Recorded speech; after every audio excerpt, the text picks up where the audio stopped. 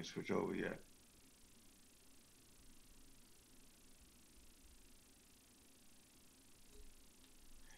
Black African power was good, was happening. A well organized lie defeats a disorganized truth every time.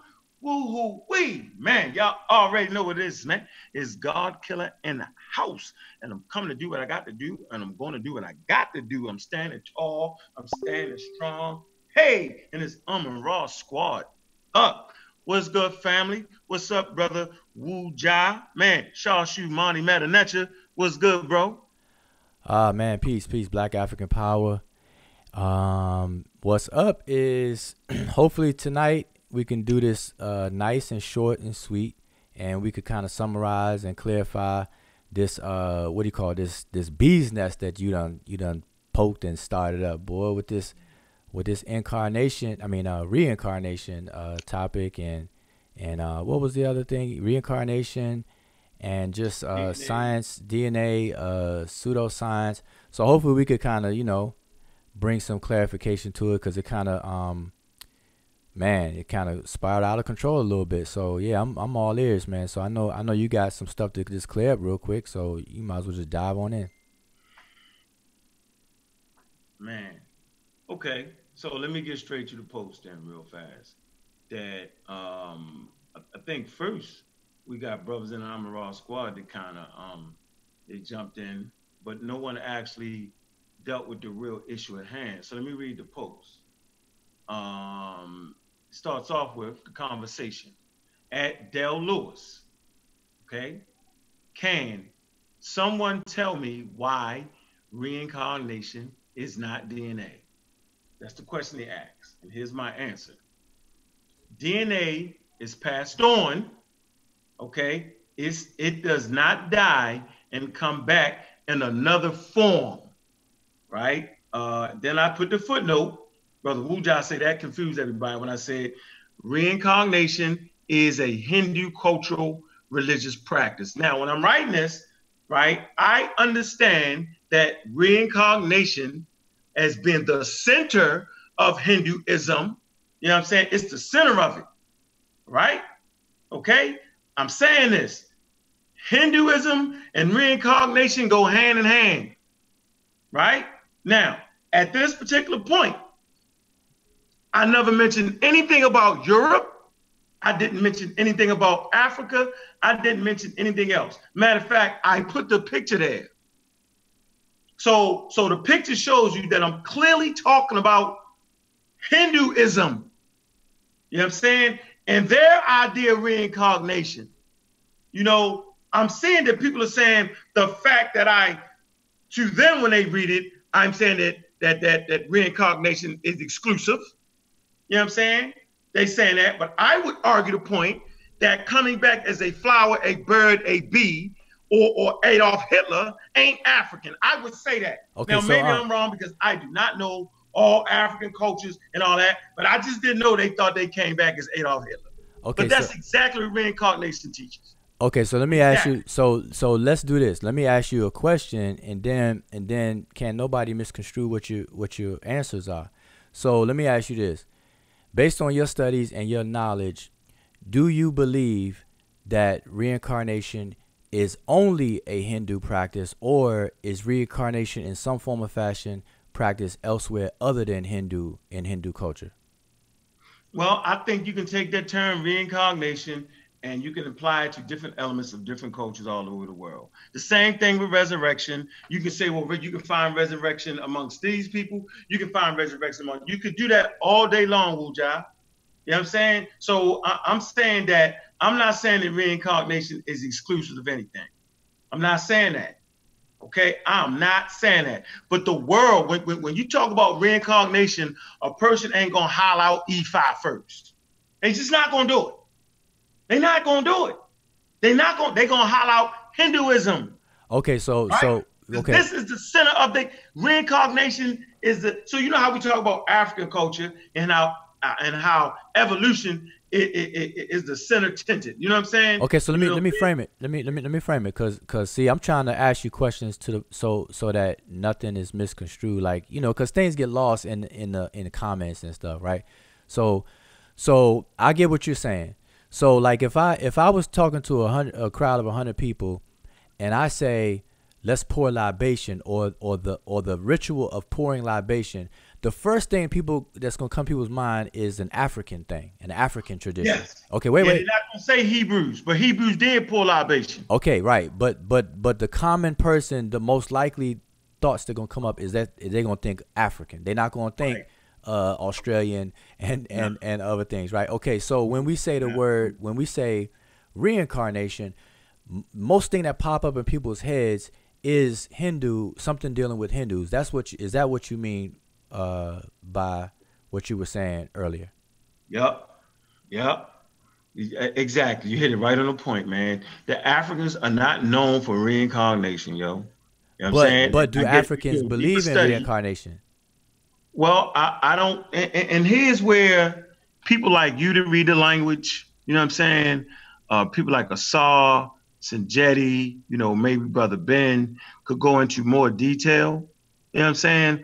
But I just didn't, I just felt like people coming back in the form of a fly, a bird, a bee, you know what I'm saying? I thought we more or less dealt with the same energy. I just didn't know we thought we came back as birds, bees, roaches, and flies. How about in the I same just didn't know bloodline? that. Huh? How about in the same bloodline? Like, because there are some communities in Africa that do believe that people come back within the same family line or bloodline. What about I that? could see them. I could see them trying to express that, but then I don't even think they would use the word reincarnation.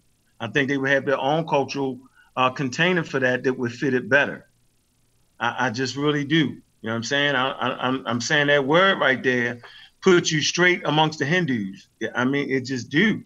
It puts you right there. Okay, But I now I don't think understand that they anybody. have these different types of practices. That's why I didn't say it. I didn't use the word only. I never said that. I never said that. You Yeah, know what so I mean? I find it to be funny. You know what I mean? They done made videos on some bullshit. Like it's some bullshit to me. I was feeling like even a couple of brothers on the squad was being a little funny. You know what I'm saying? But you explained to me how that could mean exclusive, like, but I don't get it. And I still don't get it. yeah, I I get it was though. saying that the way that you worded the post would get opens the door for people to have that Yeah, impression. okay, So I see now, that. but now we doing now. I'm asking you the question. Yes. Yeah, I see It that. should be clear now because I just asked It you should be straight out. clear. I should ask But you it straight out. only Right. opens the door if you want to open the door because you say, well, that that nigga's a real black atheist. That's the first thing to get everybody shook up. See, it's that right there that I don't believe in their little gods. See, that's what get everything started here. See, that's where the rubber meets the road. That some kind of way you're not African if you don't believe like the Africans in ancient times believed or you don't believe the way certain Africans and certain cultures. Now, all of a sudden, that's anti-African. Well, I'm gonna make this statement right here and right now. What my ancestors believed or did not believe don't make me shit. Plain and simple. That I do not have to be hogtied to the beliefs and customs of my ancestors. I have every right as a functioning human being to develop new cultural identity based off of my environment. Plain and simple. I got every right. And if you're mad at that, then you're acting like the Muslims, the Christians, and the Jews because they feel that way. So much so that they killed people in the name of their God, Okay. So now let me ask you another question. colonized people in the name of their God. So I'm thinking now we starting to take those with being in America for so long, we're starting to take these things on now Okay. because So so many different African tribes. Watch this. There's so many different African tribes in Africa, right? With different cultural nuances and things of that nature that they would constantly stay in a state of war if they was mad at their neighbors who didn't have the same shrines or the same thing. You know what I'm saying? Like that would be a recipe for disaster, like it is right now in the Middle East. It's a powder keg. okay. Yeah, you get that? There Yeah. has to be some type of differences between Muslims, Christians, Jews, brothers and sisters that are practitioners of Ifa and Yoruba, there has to be something different, bro. Like, we couldn't have did everything that they did, Wuja. Then what's the point? If we did Okay. everything that they did, then what's the problem with Islam, Christianity, and Judaism, bro? See, Okay, that's so what I now don't check this. understand. Okay, so now check this out. So as a matter of fact, we should rename this video "Unk in the Hot Seat" because let me just ask you a series of questions which will allow you to clarify your position on these stuff. So I already and you did a good job with the reincarnation one because like I said, you know you felt that reincarnation, like duh, Hindu reincarnation, they kind of go together, so I think everybody should be able to get that. Okay, so let me ask you I this. never said that you couldn't find it in other cultures. No, Like, I that's know. I crazy. know. Yeah, I know. Never said that. And I'm So not buck dancing, not switching the stance. I never, and in fact, I thought the footnote would even clear it up even more to let you know that I wasn't talking about Europe and reincarnation because I can name you European tribes.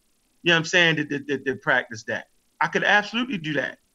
okay, So so I now wanted check to be, this. I was honing in on reincarnation dealing with the Hindus, But where they think say you but think came back a bird, a bee, Hitler, and all that. but think about this. You brought up a point. This is like a little side note real quick. You said resurrection, right? And so Mm-hmm. and so like if you think about the Jesus story, if he died and gave up the ghost and then came back to his body to be able to walk out the tomb, and they came to an empty tomb and stuff, like wouldn't that be reincarnation as well or something, because like he came back, he showed his hands, he had the nails in his hands to his boys or whatever. But anyway, that's the sidebar. But okay, so let me ask you a Call it question. resurrection. Go ahead. All right, so let me ask you a question. So based on what you just said a little while ago, you said that your stance is that whether no matter what your ancestors believed in or not believed in, you have a right as a functioning human being today to form your own ideals, ideology, and cultural whatever, and that's your stance. So my question is, uh, in that situation, wouldn't it be fair to first know what your ancestors did and exactly what they meant and why they did what they did before negating or accepting what they did?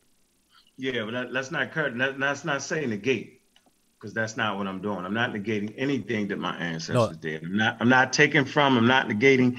I'm no, saying by no more negating, I different. mean, okay, I don't mean negative negate. I'm talking about negating as in you don't adopt it, like a non-adoption of what your ancestors did. 'Cause that's what you're saying. You said no matter what they did and what they believe, you have a right to reject, to not adopt it. So I'll switch that word negate, but you Yeah. you say yeah, right. But I'm saying, so in that situation,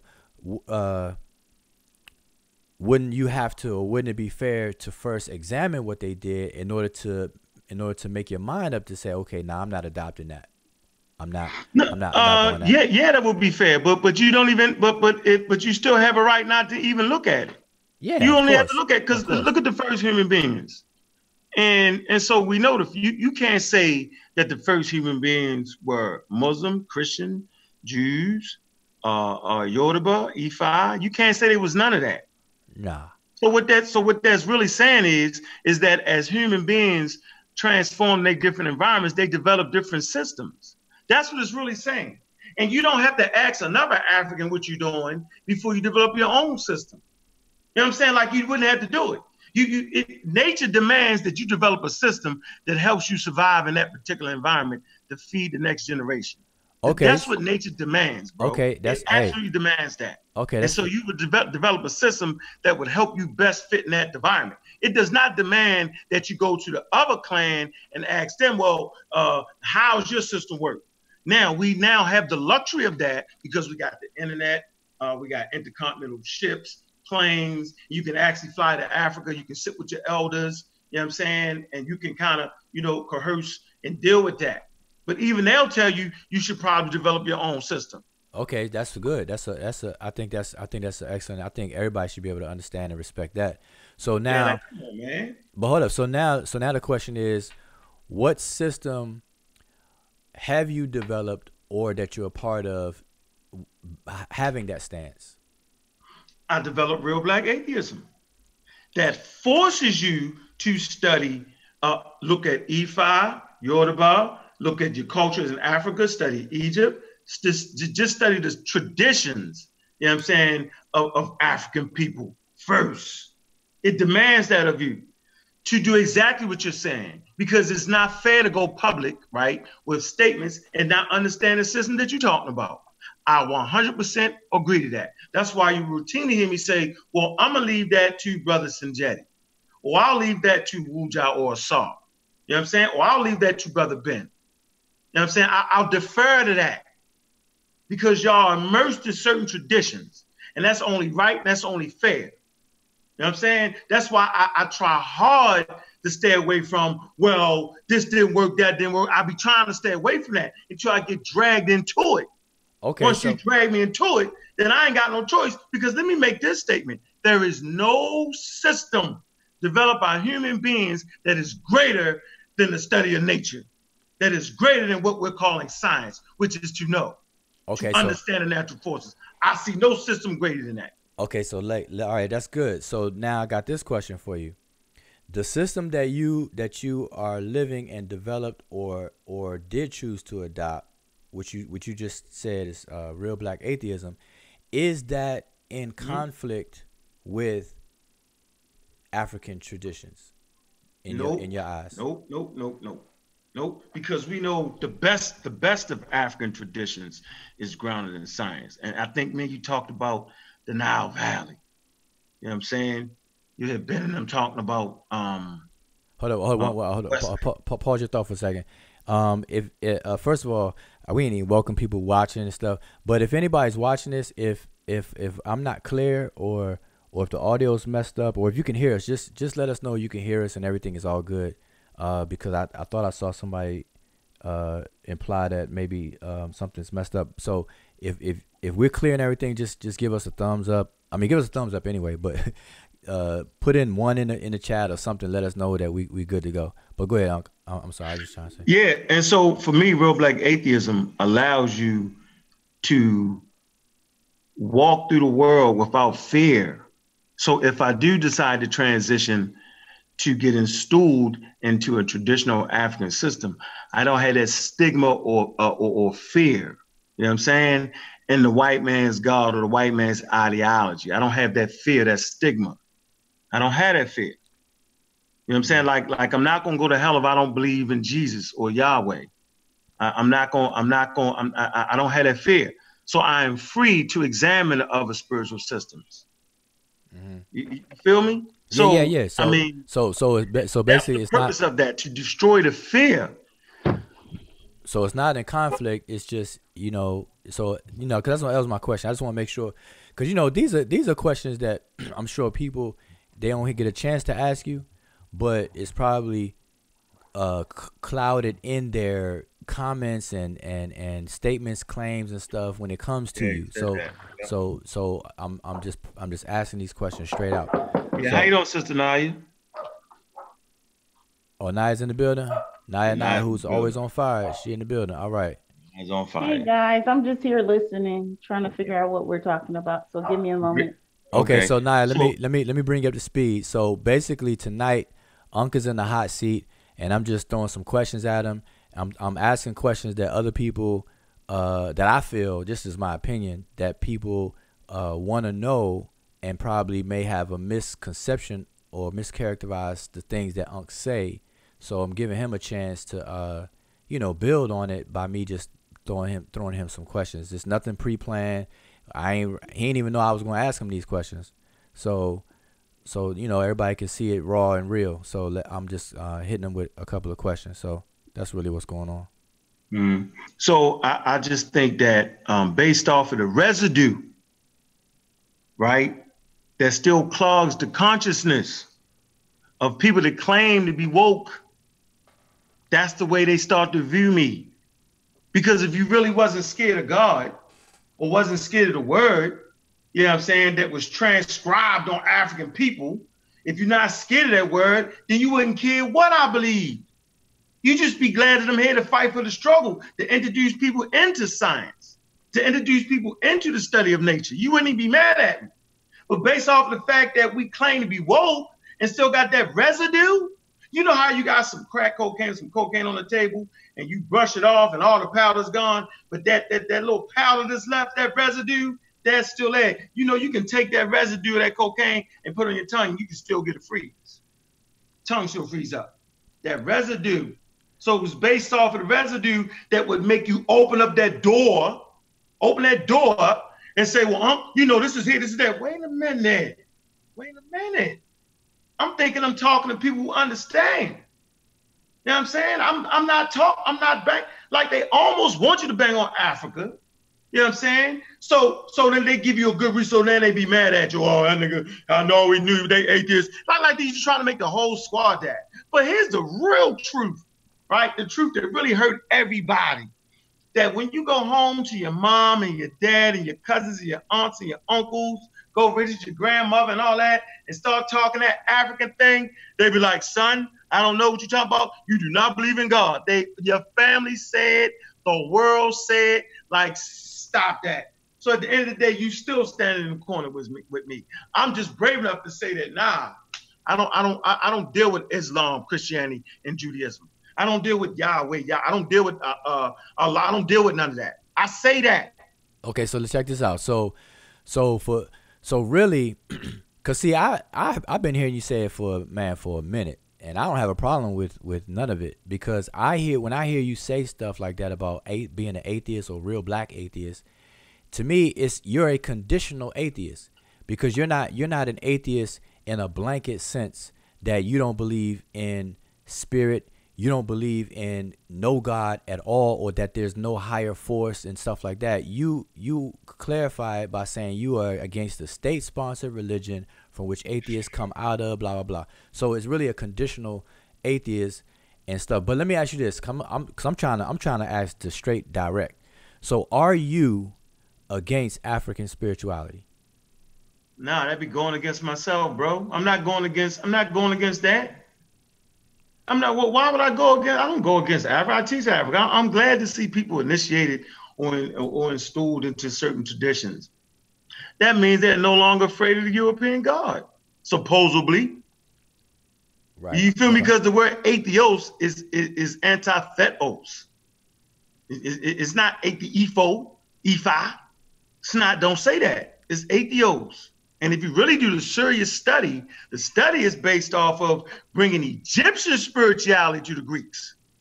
When they brought the Egyptian spirituality to the Greeks, they called those Greeks atheists because they wasn't doing the state-sponsored religion, which was central to Greece and Rome. It was central. Their whole thing was based around the state-sponsored religion. So I'm just thinking, hey, man, damn, that's a good one right there. I just dug deep. I'm like, that's kind of deep. That's deep. That when brothers and sisters try to practice Yoruba and E5, you know what I'm saying, and other voodoo and Akan and all these different religions, people say they atheists right off the bat. So I took it and ran with it. And I wanted the world to know, yes, I am against the state-sponsored religion. Won't nobody take time to read this in a book? You can look at the history of atheism. You know what I'm saying? I never said that African people said they was atheists. Okay, so let me ask you. Anti-nature. You know what I'm saying? Because really, the African thing, you know what I'm saying? Like, matter of fact, man, let's stop playing the damn games, Wu-Jai. Here's what people have a need and want to do. Since they're trying to get comfortable in their own skin, they feel the need to use words that the African themselves did not use, you know what I'm saying, to define who they are. Like, for instance, people will say God instead of saying nature or nativu, learning the real words. You know what I'm saying? So we did a presentation with Brother Ben, and when he did the daggone libation, man, he wasn't using English. Was he Wu-Jai? No, he was using Yoruba. Right, why he ain't just get up there and say, God, why not? Because there's power in words. So why should I give the power you know what I'm saying, to a culture that is demonstrated is anti-African. Why? What I didn't see on those posts was the African word, right, that they would use, you know what I'm saying, for the coming back of the ancestors or whatever it was. I didn't see that. All I heard was a bunch of people fighting over reincarnation, which took you right back to the Hindus. Okay. You can't get around that. All You right. can't get around. If you say reincarnation, everybody gonna say Hindus. And then you go farther, you'll find it amongst the Chinese parts of it, you'll find it amongst the Africans parts of it, you'll find it amongst the European parts of it.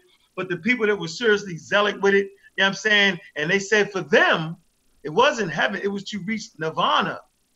To reach nirvana means you don't have to go through that cycle again of reincarnation. It stops when you reach nirvana, when you've learned everything you were supposed to learn. Okay, so yeah, I think that a lot of people may not even understand reincarnation from multiple cultures, because the basics is what you just said, coming back as anything, coming back as a bird, turtle, flower, and whatever, and it could be a form of punishment, or it could be a form of you need to learn more or whatever. So I always say this: slow it. We gotta slow it down, and meticulously, structurally, procedurally, rigorously walk through these subjects, because these are very easy to misconstrue.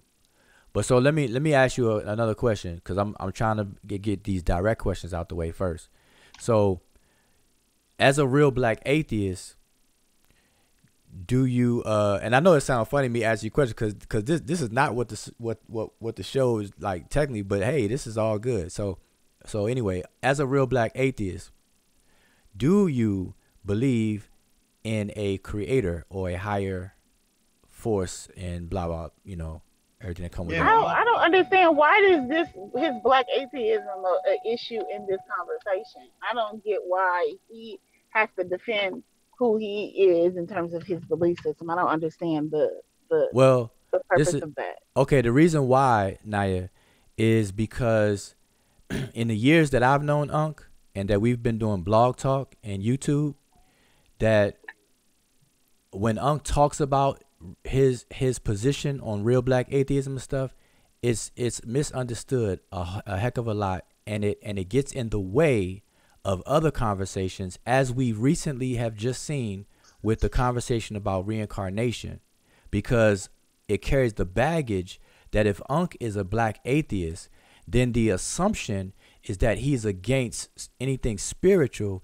Therefore, when a topic about spirit coming back or forward, that it comes all in a big package, and people are gonna look at it the wrong way. So tonight, Unc has an opportunity to clarify his answer he gave the brother, and to let people know that real black atheism is, one, not in opposition to African spirituality, which is why I asked the question, and then two, although being a real black atheist, he does, and he gonna answer this one, he does believe in a higher power or a creator. It's not like he has to defend it. It's just to put on record so people can keep it moving next time.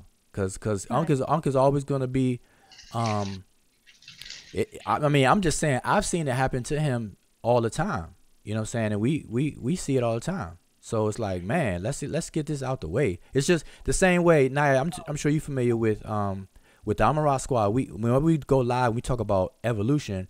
We always say that man don't come from monkeys, but yet we always get blamed or accused of saying it. So it's like we're not defending it. It's just man, let's clarify it in crystal clear English what we're saying, and that therefore anybody who say otherwise, they have to be just a troll at this point. So Unc is really setting up trolls right now.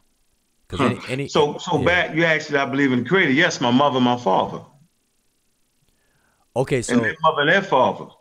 So then the next question will be, well, is there anything greater than yourself? Yeah, my mother, my father, the people that came before me, and all the forces in nature, because all the forces in nature predate human beings anyway.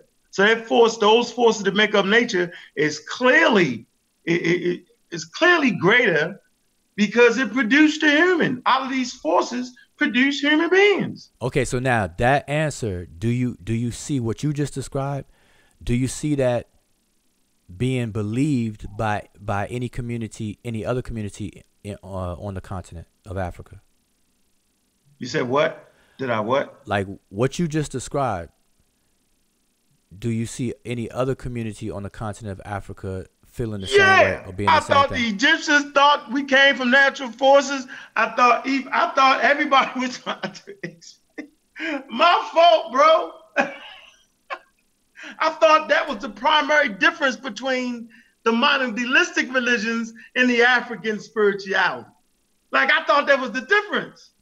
You know what I'm saying? Like I thought that we were trying to explain how the natural forces brought humanity into being and how we interacted with these forces and how we could manipulate or use these forces to our advantage to survive and be survivable in environments. That's what I thought they was doing. See, what I did was I went back prior to humanity, prior to the Homo sapiens, Homo habilis, Homo gaster. I went before that. You know what I'm saying? I went to the point where there wasn't any type of organized religion. I had to do that for my own sanity. I had to. I just had to. And when I went back, I started to realize that the primary function for any living organism is to transform and adapt in their environment. Because if you don't, you're going to die before you reach the age of reproduction. And so anything that you did that would get you to the age of reproduction, for me, that would have to be spiritual. Like if your spirituality ain't helping you advance in everything you need to do in your life, then why are you doing it? You Okay, wasting wait. time. Can you repeat that one more time? I said if your spirituality is not helping you advance, right, in your life, you know what I'm saying? If it's not helping you to help raise your children and make a better family and better community, then why are you doing it? You wasting your time because nature demands that out of you. It demands that you are equipped to go against, to deal with the environment. Whether that environment is another type of entity encroaching into your community, nature demands you to understand that new force that is encroaching into your community. That's why we study history, to understand that our ancestors were not equipped to deal with the inclusion, the encroachment of European culture. We was not ready for that. And it's obvious that our systems that were in place was not ready for that. And it showed. The proof is in the pudding. It's exactly where the rubber meets the road, and don't nobody want to admit it. Don't nobody want to have heart and say, you know what, man, I like this part, that part, right? Bet I'm gonna bring this and put this here, and I'm gonna add this, that, and the other. You know what I'm saying? I'm gonna do that because the Chancellor Williams talks about that. See, that's why that's my favorite book. That's my favorite book because he talks about this very thing, and everybody act like that ain't what he said. He said that. He said it. That was part of our destruction.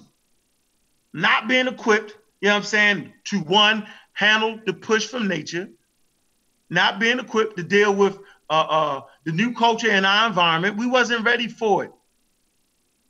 We wasn't ready for it.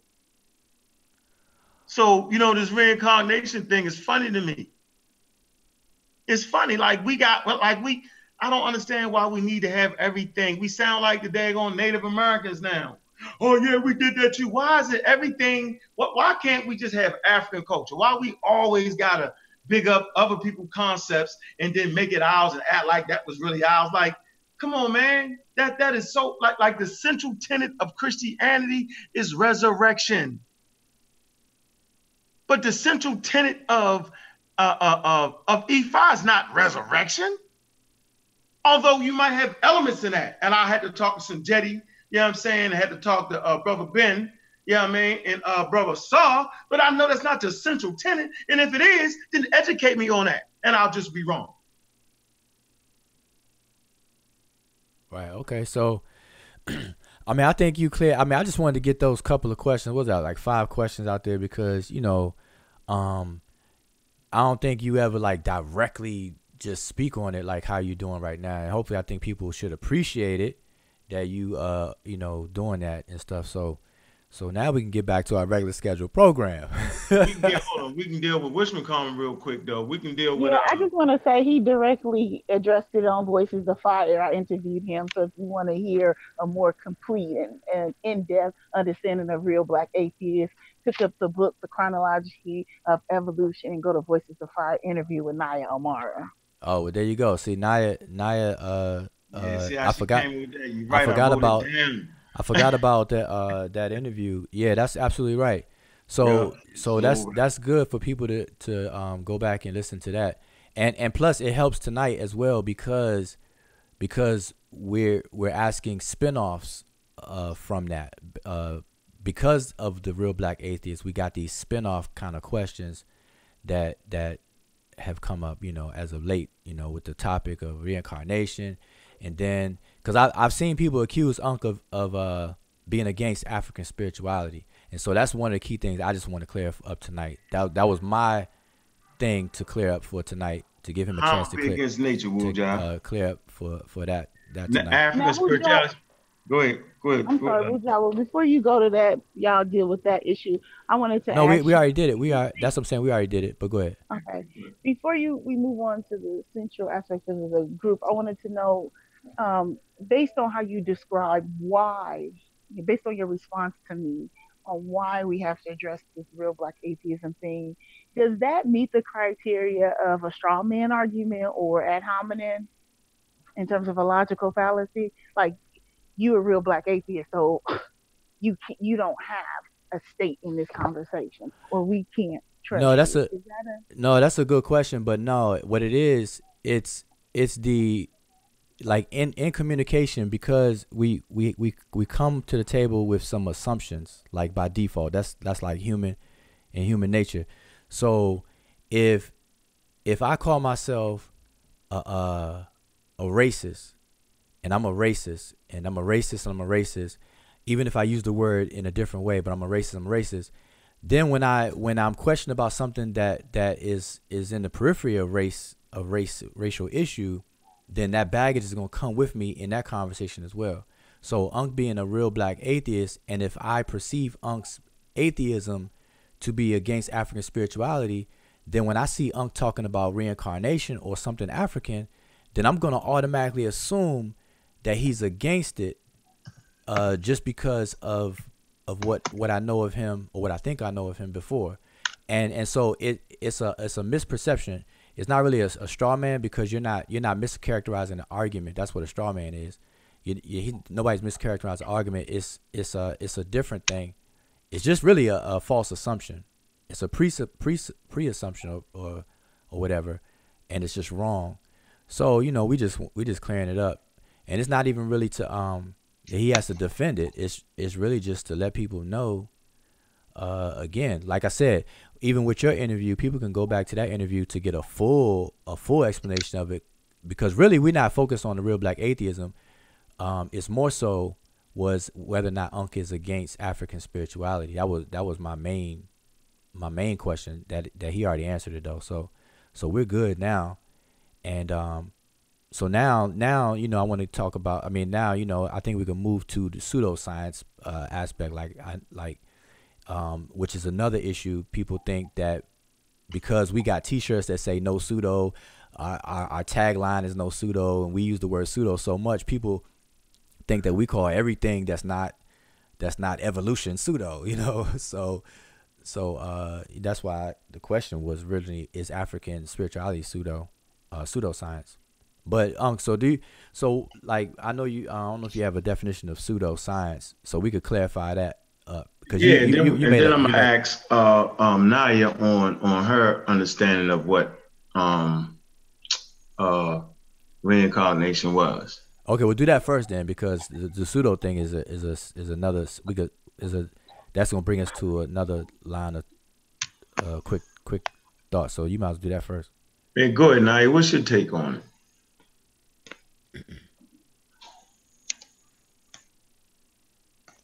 Now it's like, uh-oh.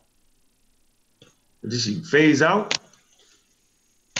no? Uh, I'm sorry, I was on mute. Just a little background information. I feel like In order to avoid the pseudo label, you have to be diligent and be good at something. You don't have to be good at everything, but you have to commit yourself to some type of scientific principle and discipline. For me, my scientific principle is psychology. So basically, I study psychology, sociology, and history. And when you're, and what my issue and how I view Hinduism, yeah, sorry, is from a perspective of a worldview. I hear a lot of people in the group talking about, is reincarnation a concept? Is it a African concept? But the mistake in even asking the question and even trying to come up with a solution is that when you're studying cultures and when you're studying the psychology of the culture, the beliefs and the underlying assumptions, whatever of a culture, you're not looking at concepts because concepts can be brought in from other cultures. You see Christianity in Africa, you see Islam in Africa, you see many different belief systems in Africa, and that's because Africa is the oldest place. It's the cradle of civilization. So when we're looking at reincarnation, we're not looking at concepts. And this is just sociology 101. You're looking at world view, not concept. I can open a book. I'm in a bookstore right now, and I can find a million different reincarnation concepts from different aspects of different cultures. But that doesn't mean that it is part of their worldview. Just because an African, and let's please have some context when I say African, I'm using it in the very, very simplistic way, and I'm not talking about Africans in Africa. I'm talking about how we as African America view African culture. Uh oh, wait a minute. We lost your voice, Naya. As if it's all the same when it's not. So when you're looking at culture, I'm you're sorry, looking. Naya. Excuse me, real quick. Can you just back up like 30 seconds of what you were saying? Because you went out. Okay, did I go in and out, brother? Yeah, you did. Okay. Yeah. What part did you? Okay. When you said that you could find the concepts. But just because you could find the concepts, it doesn't mean it was their worldview, etc. I think you pick up from Right. it right there. Right, right. So I was just saying, just because you see concepts in Africa of different aspects, such as reincarnation, doesn't mean that it's part of their worldview. And I was saying that when you're looking as African people in the diaspora, as African people who have lost our language, our culture, and a sense of connection to who we are, it's very important that we understand that we're not looking for concepts. We're looking for worldview. What is the African worldview? That's number one. Secondly, we're looking at that worldview pre Colonialism. colonial times. We're talking about indigenous cultures. Third thing we're looking at is psychology. The psychology. How did they think? Oncology, all those are ologies, and I talked about it last time. If you cannot look at that entire list of things that I just said and be able to connect that concept, which you say is African, to and to all those points, it's not African because all Oh, you cut out again. One more time. If you can hear me, you cut out. we And can see I'm hmm. sorry, we can see reincarnation as a concept, but what Unc was saying in his post, he was saying reincarnation was Hindu, and he was just making the point. He wasn't trying to say that it wasn't Africa. He was saying it was Hindu, and he wanted to have the discussion. So my whole concept when I'm approaching situations, I'm approaching it from a psychological perspective and from a sociological perspective because I think it's very dangerous for us to continue to have these conversations about what is African and what is not without doing the homework. Because you got a lot of people making videos and making comments about what's African, but they haven't even studied other cultures. Technically, you shouldn't even be talking about what's African until you study what's Hindu, until you study what's Native American. Because once you have that information, then you can compare and contrast, and you can look at the things that are alike, right? And you can look at the things that are not alike. You can look at the things that you see in indigenous culture. And then from that, you form a culture. Anyone who's going into books looking for reincarnation and saying it's African without demonstrating it is pseudo and very defensive. That's why I made the point. Like Kemet is starting to use the same approaches as we not Africans because they do the same exact thing. They try to find dark skinned people in America and all over the country, and they say and they were black. Wait, That is did you say lazy Kemet? scholarship. You said Kemet does that? You gotta rewind that. What'd you just say? you, you there? Nah, you there?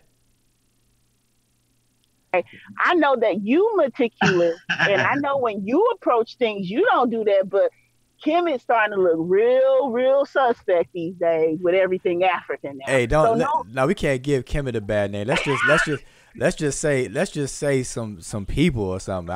Nah, we're gonna have to leave something. We can't do that to Kemet itself. We can't blame a whole right, but ancient. we have to have the discussion because this is where this hotepers, this disrespect of the culture is coming in at because people are approaching the scholarship of Kemet very lackadaisically. And these people were very meticulous. They were scholars. They were serious about what they did.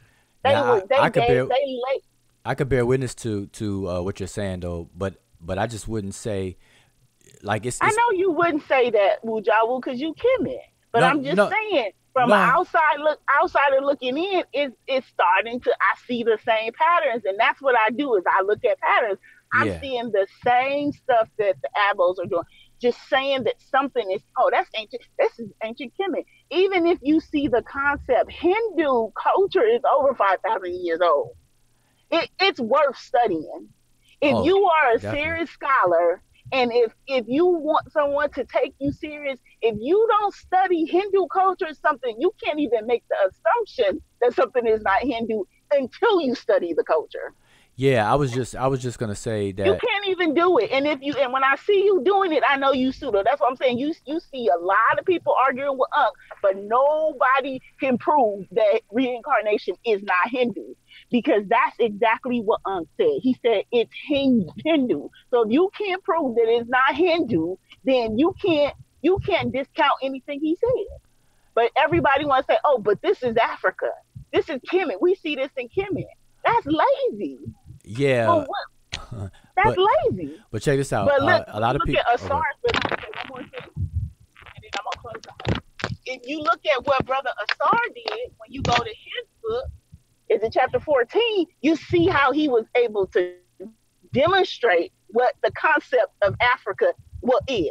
Everybody on Facebook talking about, oh, this means that. He took he methodically looked through the reincarnation, the word and the symbols, and he showed what it means. And it doesn't mean the same shit. So I know. I you know got that. people making all these assumptions. Everybody want to be a chemist scholar now, but nobody has methodology. Not, I mean, a lot of what I'm seeing is just a lot of pseudo. I'm sorry. I mean, when I see it's a lot of them that's just tight, like Broder, like you, like a lot of people, Asar, like Sinjetti, but it just it's getting real suspect these days.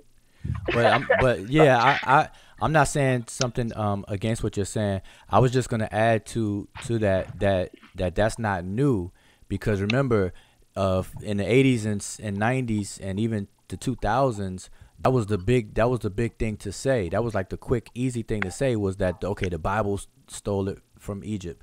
Everything got stolen from Kemet. That was like the default saying. Everything got stolen from Kemet. Stolen from Kemet. Stolen legacy. Stolen where? Kemet. So that's been the running theme in the communities for quite a minute, and now we just got people that are a little bit more zealous and outspoken with it, and they're not and they're repeating it, and then it makes it look bad because a lot of people that do that are not even really students of Kemet like that. They just grab something and that's the hot topic, and then they roll with it. And I've seen that, and really they get caught up in the occult and what I would call pseudoscience in that regards, like the Madame Blavatsky, the theosophical, theosophy, those type of materials, the Akasha records, the Emerald tablets of Hermes Trismegistics, and all of those types of things. You got a circle of people that will get into that and kind of give the students the rigorous students of Kemet a bad rap. And so we just kind of be mindful of that for the folks. But yeah, that's a good point as far as concept and worldview, because like you named the ologies, right? And the two ones that I always say to people is when you study a people's taxonomy and their ontology, which is how they categorize and organize existence, and then how they categorize and organize living organisms and things within their environment, then you can match and see what their psychology, what's on their mind. And so Exactly. these concepts has to be in that. You have to Right. find it in there, and if you don't, then it's just like a kind of like a standalone concept that can be utilized and stuff, but you can't say that that's what it is for them. If it's not in their psyche, then you can't say that that's theirs. you Right. know and so And right, um and that approach, Wujawu, is a very African American approach. You see what I'm saying? It it's not an approach that you see in other cultures, because other cultures are able with confidence to say what's their culture unapologetically. So you see this level of defensiveness with African Americans, which I understand, which is rooted in a certain psychological condition and cultural misorientation. You see a level of defensiveness, and then you see a need for validation. So what we do online is we spend a lot of our time trying to educate people, right? And we're here to teach people, but then when you have people who are emotionally immature, who can't even examine someone else's culture without feeling a certain type of way, feeling an emotion that they perceive to be negative from their brothers and sisters. So I can't say that something is Hindu because my brother is still hurting, suffering from post traumatic slave syndrome and other ailments, because when I say that unconsciously, that's triggering a sense of inadequacy. And so when you are having these experiences, you need to sit down and you need to work on yourself, because you can't be in the air. You can't deal with scholarship if you're emotionally unstable to even discuss someone else's culture. We can't decipher what we need to do and where we need to go from here if we don't understand how other people operate in relation to us and what our culture really stands for. We're talking about worldview. We're not talking about no goddamn concepts. We're yeah talking about a worldview, which is the underpinning of how people view the world around us. And thankfully, ancient Comedics, our ancestors in Kemet, understood this. Because if they didn't understand this, we would be lost. We would have no guide because we are so emotionally invested in racism, white supremacy, that we can't even look at other people's cultures and then see the diversity and the beauty in other people, hold because up, we put a feel pin right there. inadequate. Yeah, hold up I put said it. And if put you want to call, yeah, I said it. put a pin right there. Put a pin right there, because That's a that Okay. good that point. wait, that needs to be underlined, because based on what you just said, because of what you just said, a side effect is when people will say, when you bring them science, that's when they first come out their mouth and say that's the white man science, or that's something else, to be dismissive as if not to deal with it and study it. It's like the easy way out is to label something the white man, because that's a form of demonization, and then they don't have to deal with it.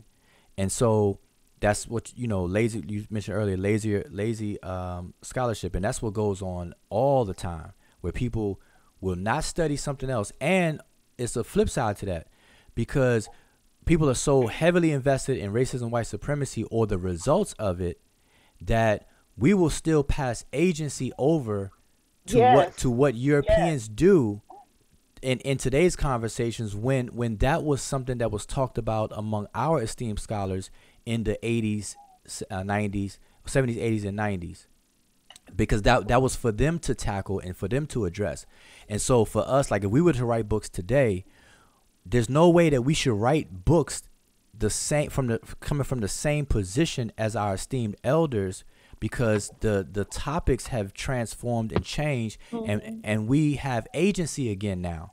We have much more data, we have much more skills, we have access to more things, and now we have more agency because of the whole movement of Afrocentricity with Dr. Molefi Asante, and African centeredness, and putting Africa back into the center and developing the worldview.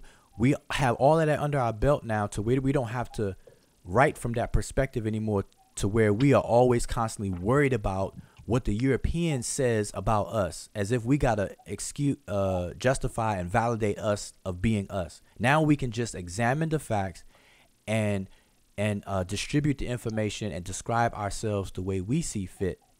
And so that's what the scholarship should be moving more towards, from here forward. And so that's something that I push. But what you just said kind of triggered that thought again, and what I was saying earlier. Yeah, that was a great. That was a real a great point. And I just thought I'm trying to celebrate our differences. You know what I'm saying? And make us African people. While everybody trying to drag me back in to how we so similar. Well, we so damn similar to everybody else, then what we talking about then? So they just ain't doing it right enough. We got the right way to do it. We got the right way to do resurrection. We got the right way to do reincarnation. We got the right way to do this and do that. Really? Is that what we come to now? Like we don't have any expression as African people? Like we don't have any differences at all? Come on, man, with that. That's the point I'm making. Like, I don't understand. And it has to be something dealing with the trauma that we've been through.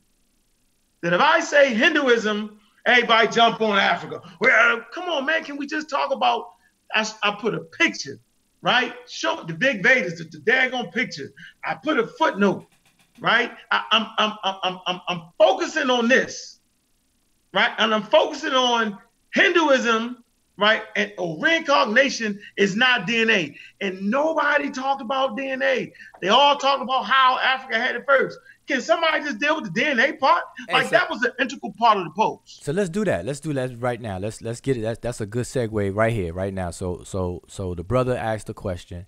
He didn't even make a claim. He basically kind of put it out in a question in a statement.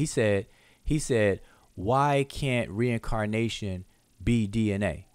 So right. So what's the answer to that? Well, first of all, I thought my glasses were broke, and I thought I was losing my mind based off of all the responses. I thought he said is Hinduism in African culture.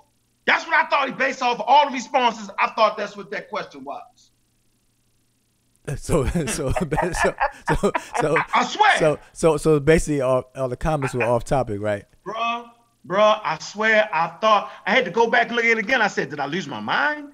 I thought he said reincarnation was DNA. Explain why. I asked the question.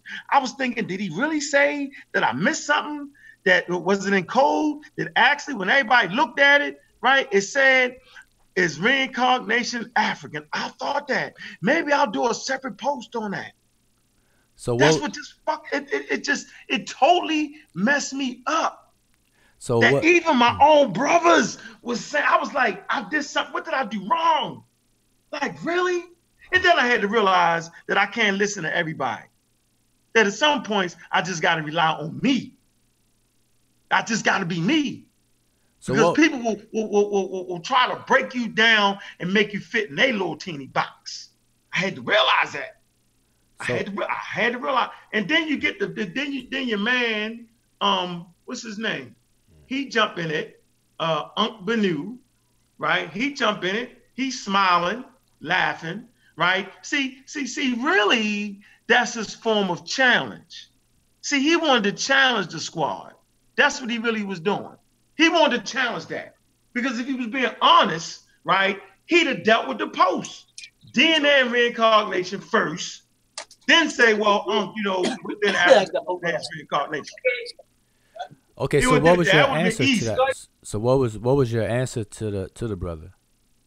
That no, DNA is biological. I mean, reincarnation is cultural.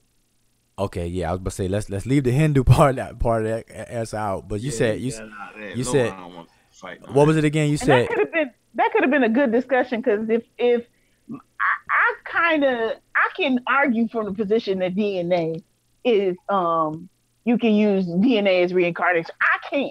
I could personally, I would have had a great time having a discussion with Uncle on that. But we couldn't even get to that point. Yeah, we couldn't even get to that. Because everyone was so focused on Africa being validated. Okay, so now you up first. All right, go. So, you go first. Okay. That's the topic. See, I never got the topic. We couldn't get there. Okay. That's the topic. You go first. There you go. You got it. You got it. You on the spot. You got it. All right. So let's build. So you said you could argue that DNA is a form of reincarnation. I want to hear your build, and then we'll go around. I'm not gonna bring it out right now. I'm gonna wait. I gotta wait now, because if you see, I read his post and I said interesting, because I was about to get him, but they distracted the whole post. But I don't want to argue it right now. I want to listen to what y'all got to say. Then I come out with my guns blazing. Okay, let me say. Oh, how you doing, brother Ben, Black Panther? I'm in Raw Squad, a Mossy Clan Warrior. Black Panther. Peace. Can y'all hear me? Oh man, we can hear you loud and clear. We can hear you a little too good. It sounds like you got the mic in your throat. It's either one or the other. It's either you can't hear me at all or you hear me too good. No, it's good. It's all good. It's all good. Lafayette Mandela Bibi Fuhudier. I was just chiming in. I caught some of the YouTube broadcast, but what I wanted to say was, you can definitely make an argument for DNA and studies like epigenetics and other things being a form of reincarnation. You can make an argument for the names, how they name each other after to keep the name alive in the lineage, being reincarnation. But I want to make it clear that Africans had a distinct man, now you sound like a transformer, buddy. Wow. Black Panther. This is how you now let me stop. Black Panther. That's just what it is. Black Panther, hold up 1 second. I just want you to understand that nothing you're saying right now, you sound like a transformer. If you can hear me, blocked by the Hindu gods, yo. If you can hear me, if you can hear me, you sound like Optimus Prime and Megatron all at one time. The Hindu gods is blocking them. This is how you sound, Black. He being reincarnated. But Black Panther. So hopefully, if you hear me, I don't know if you can make some adjustments, but you probably have to repeat what you said. Again. Yeah, you gotta repeat what you said, yo. But listen, so I'm gonna throw. I keep it. I hold steadfast to the rules. Biology is biology. Now, that does not mean that Africans did not have ideas, right, that would sound similar to things of like DNA. So what we know the complicated name of what DNA is. We understand chromosomes. We understand all that, but that's in biology. Okay, so I'm gonna keep it right there. Now, if we want to kind of have some flavor to it and say, well, based off of the fact that you inherit 23 chromosomes, you know what I'm saying, from your parents, from your mother, and 23 from your father, then technically, no, not technically, that we could say that you're taking aspects of them, which means that they're still living within that DNA because DNA is made of it. I mean, I know we could say all that. I understand it. I get that. But I'm saying if you're sending your kids to college and they're studying marine biology, and they start that one, they're gonna have a problem in that. That's for a discussion. You know, that's a philosophical question. You know what I'm saying? All right, that's not a biological, you know what I mean, explanation. So that's a philosophical, and philosophy, once again, is an integral part of African culture. So I just like to keep these things so that we won't get on the fringe. You know what I'm saying? End up on the fringe of promoting some things. It's just not. It's just not. Okay. So factually speaking, DNA, chromosomes, alleles is DNA, chromosomes, allele, which is in biology.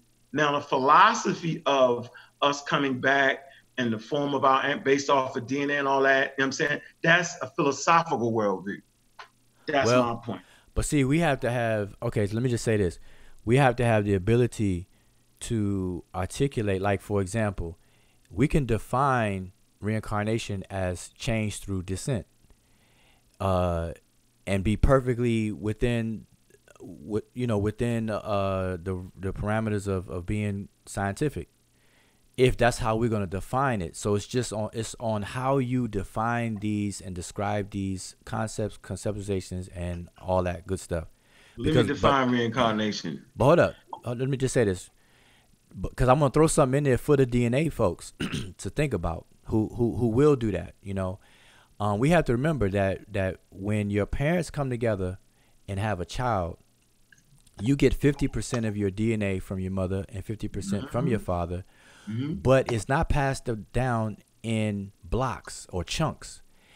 There's a process called recombination, where prior to you getting those 23 from your mother, those 23 separated and they recombined and shuffled. You got the shuffled version from your mother and those 23, and you got the shuffled version of those 23 from your father. So this is what makes us genetically unique from any other person, and why we don't look exactly like, unless we are an identical twin. So you have to consider that even in the discussion about DNA, and if we're going to kind of tie it to reincarnation, because the shuffling scrambles the code that makes your parents who they are, which means that you're really not getting them. And then what's in them is a shuffled code from their parents, and so on and so on. So is that real reincarnation? And that's when I just threw it out there. I like to push critical thinking. So I put it out there. I'm like, is reincarnation ever described as partial reincarnation? Like when it says somebody reincarnate, or to enter into the carnal or the flesh again, or to be made flesh, is it a piece of them or all of them? When they describe it in any way and define it anyway, because if that's the case, that's what we have to consider with the DNA, because you're only getting a scrambled version of a code from your generations before you, and your sibling may not even get the same scrambled code. Nope. Not may, they won't. They don't get the same. They don't get the same 50%. Both of y'all get 50% from one of your parents, but it's not that same 50%. Hey, brothers, and Naya, she's still on. Can y'all hear me? Yeah, we can hear you now. Okay, yeah, yep. Hey, brother Uncle New wanted the link. Okay, Uncle New. Okay, Yeah, where's he at? I probably inboxed him too. He just inboxed me. He said he wanted the link, but okay, so it's a gray area for what you was just talking about, Wujawu. Well, it is a gray area in Ifa culture, because the word atunwa, or to reincarnate, it just means return. Okay, so let me That's ask it. you this. So okay, let me ask you this. So what you were saying, partial returning or scrambling return, it doesn't really cover that. It just says to return. Oh yeah, okay. So that's what I was going to ask you. So when it's returned, is it that's what I was going to ask you. So just to clarify, is it the whole person returning or just a piece returning? It's more of the energy that you inhabit. So African's concept is everyone has their own particular ashe or energy. So the energy that you have returns to another vessel. Okay, so well, in terms of DNA, we're talking about biological components, like Right. So I, return. I can see how you can it kind of goes in that realm, but I want to make it clear that Africans didn't see it that way because they Right, didn't have the benefit of DNA. They didn't have the benefit of all these new technological advancements. So, you can kind of link some things with DNA, with epigenetics, with other stuff, but I'm just trying to clarify that Africans did not see it in the way we're trying to frame it. Although some of it may apply, their Okay, worldview and their lens was different. We talked about thousands of years ago. So okay, it may apply in some instances. In some instances, it's like a gray area. You know okay. what I So let mean? me. Yeah, that's good. I'm glad you brought that up. But just so I'm clear, because I don't want people to misconstrue my words. I'm not saying, and I'm not saying you're saying. I'm saying it's been Black Panther, but for everybody else, I'm not saying that Africans had a concept of DNA being passed as reincarnation. I was entertaining the thought of DNA be the brother's question, which was why can't DNA be reincarnation? And so in that frame, I'm saying that if people are going to talk about that, they have to consider the concept or the phenomenon called recombination. When DNA is passed on, it's not passed on straight; it's shuffled first. Genetic recombination. Exactly. So that's all I was saying was that you have to throw that in there, and then have that discussion. If you don't do that, then you It just doesn't fit. It's not a perfect fit. So to the brother's question, why can't DNA be reincarnation? Because it doesn't. It's not a circle into a circle hole. It's kind of jagged. It's kind of different than what the concept was. So that's why it can't exclusively be. We can't 100% say that Africans saw it this way. We can't say that because of the nature of DNA and RNA, genetic recombination, and other things that go into being you. We just can't say that. right, Mhm. right. Yeah, that and Why oh can't DNA be reincarnated? somebody's mic. Yeah, I'm trying to put that screen on me. Okay, so I gave the link So to that's a the great brother point. That's a great point. brother I, Unc Benu. is that me again? I was wondering if I was just late or if I didn't know what was going on. My internet crazy over here, so I was Oh yeah, confused. that was me. Yeah, man, keep going in and out. God damn. Hold on. So brother Unc Benu, if you're listening, I gave you the link in the inbox, so go Yeah, ahead I check it sent out. him the link too. But what I wanted to say is I agree that the initial post that Unc posted was hijacked. Um, it was hijacked by a different point, Yeah, and the reason it being that is because it was kind of left open ended, and yeah, it wasn't really clarified. right. So if it was clarified and put in its correct context, I think it would have came out better. But Mm. since it was kind of just left out there, reincarnation is Hindu because that kind of speaks to exclusiveness. And Mm. people are like, wait a minute, I thought reincarnation was in African culture. Why is he just mentioning Hindu? So that's what people were pointing out. And I'm not saying they were wrong to not point it out, but I think that you weren't really hitting on that in your post. Mm. But I just think you could have clarified it better. Yeah, Yeah, that we was a kind of. footnote though. What is a footnote in the paper? It's not it's a footnote. You know You what ain't I write no paper, Hunk. It was a post.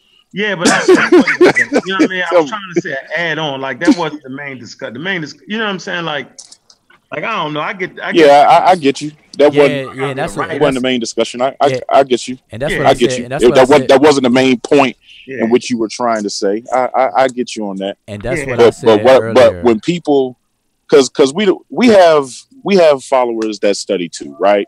So Right. they know that they've seen reincarnation concept in African culture. So it threw them off because it threw it threw a lot of people off. Like, why is he saying it's Hindu culture like it's exclusive? I know you probably don't think that, No, I don't know about that. but in the way you worded it, it sounded like it was exclusive. So if I say homosexuality is Greek, Right. I'm excluding other cultures. You know what I'm saying? I'm saying it's not African, it's not this, it's not that. That's just how people are going to interpret it. So Really?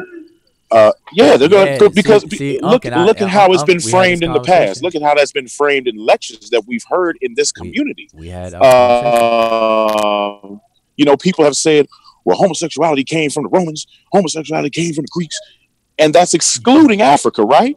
Because Mm-hmm. they're using. Hold on now.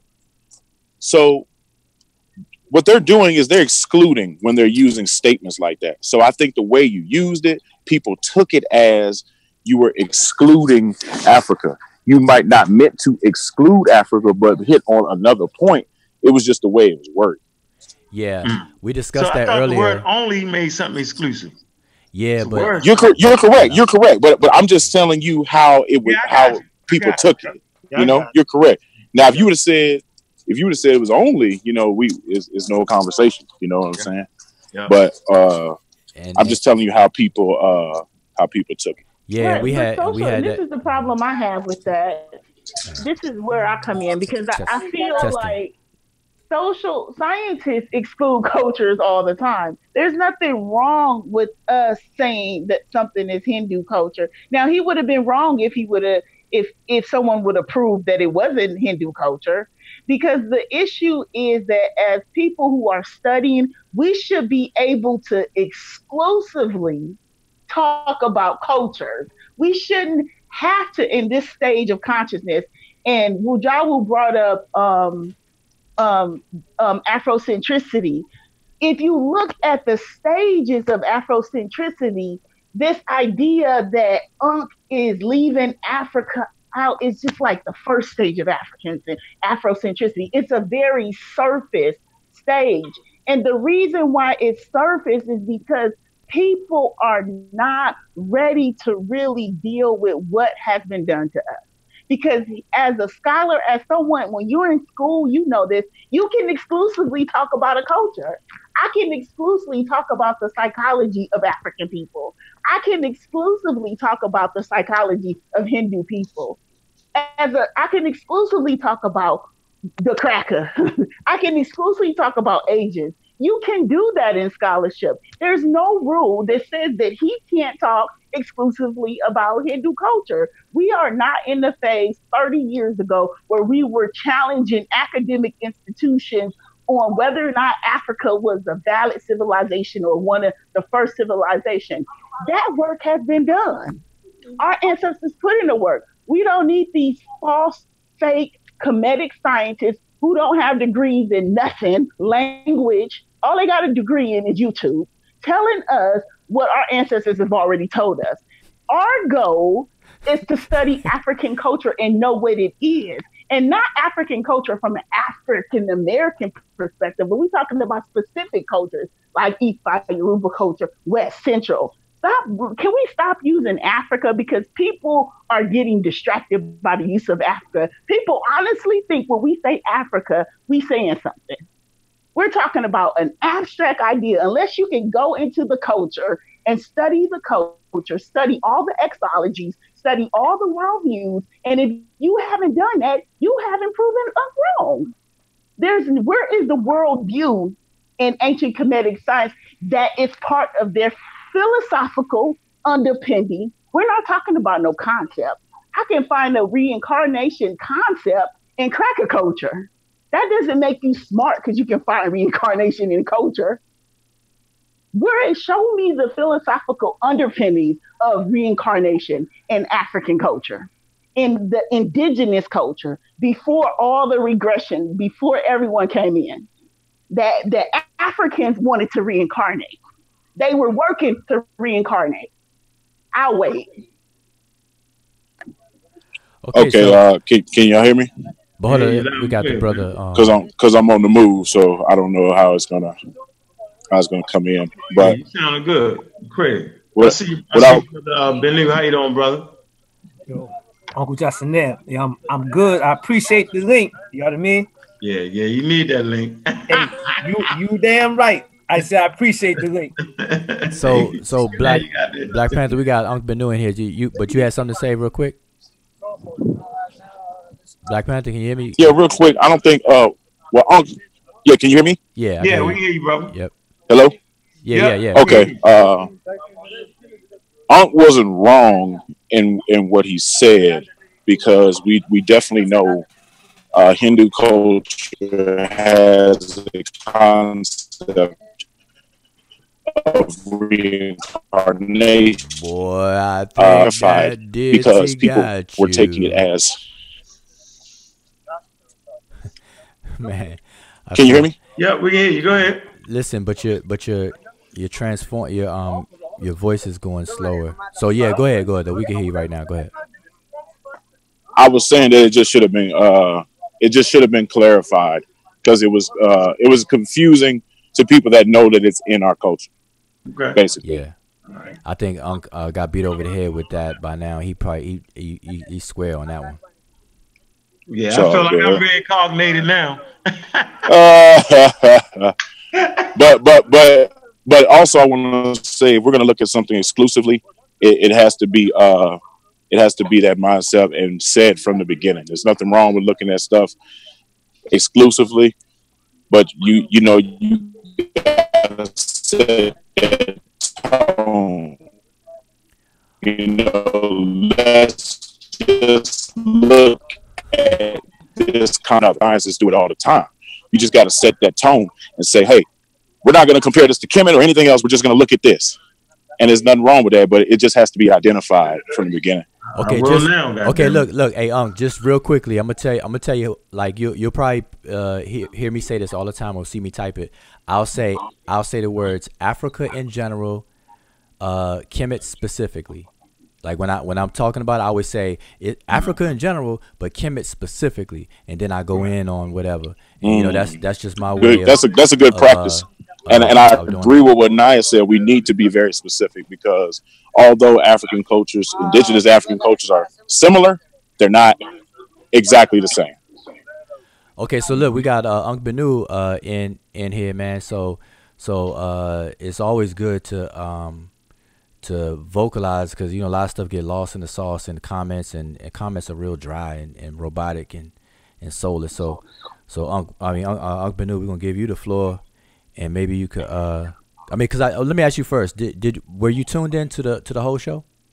Yeah, I caught it from the beginning. Definitely want to say I appreciated the time that y'all took to, allow Brother Unc to, you know, um, Yeah, did you elaborate and how'd you feel clarify about some stuff. how'd you feel about the questions? Because I was trying to ask him direct questions so that he could clarify some things that maybe people got kind of twisted up. So Yo, yeah. I thought it was excellent. They were good questions that I think a lot of people were confused on or maybe had some, misinterpreted the way that he, represents and articulates himself. Personally, that wasn't an issue in regards to what he means by, he's a real black atheist. That was never an issue of mine because, I was always clear, on what he meant by real black atheist, and he did not mean anti-African traditions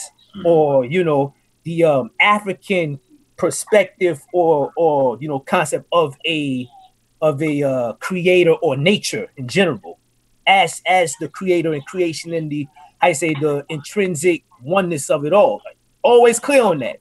Now, earlier we had an exchange. Now let's start from the damn beginning, okay? So, you know, the other night and beginning today, the other night, there was a live that you guys did with, you know, I think the brother's name Amra or Amar. Amar. Mm-hmm. Okay, Yeah. yeah, right. And you know, the joint went on to about 2, 3 in the morning. Right? Yeah. And I'm tuning in, you know what I mean? And you know, it's heated, you know, sisters on there, you know, going wilding and whatnot, you know, drinking punch and whatnot. Yeah. And you know, it was a good time. So, you know, in the process, I heard the question asked to the brother to define the theory. He was asked to define the theory, the brother Imar.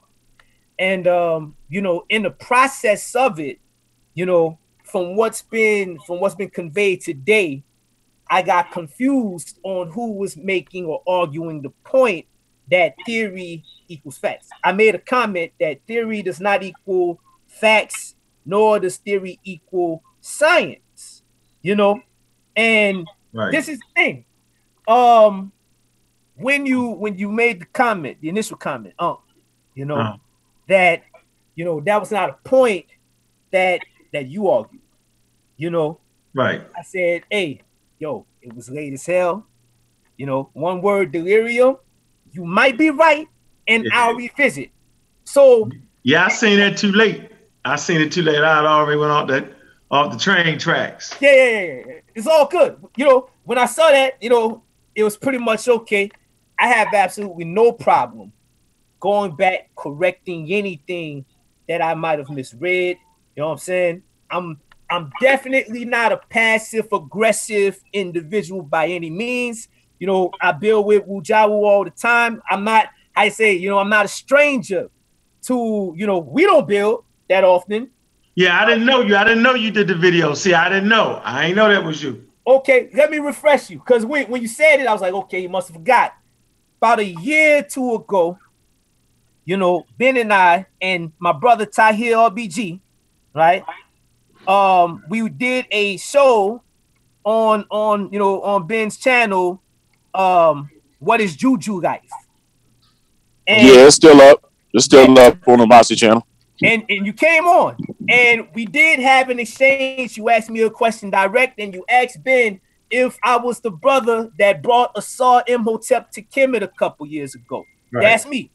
I got you. Okay, so you know, it's I'm definitely not a stranger to you guys. I build with quite a few of the squad all the time in some of the classes, etc. So on. You know what I mean? Got a lot of love and respect.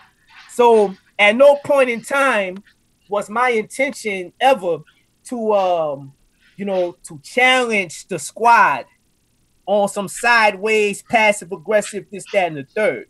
You know, your initial post on reincarnation a couple of days ago. Okay. Right. My video was a response to the footnote in the chart that you know what I mean?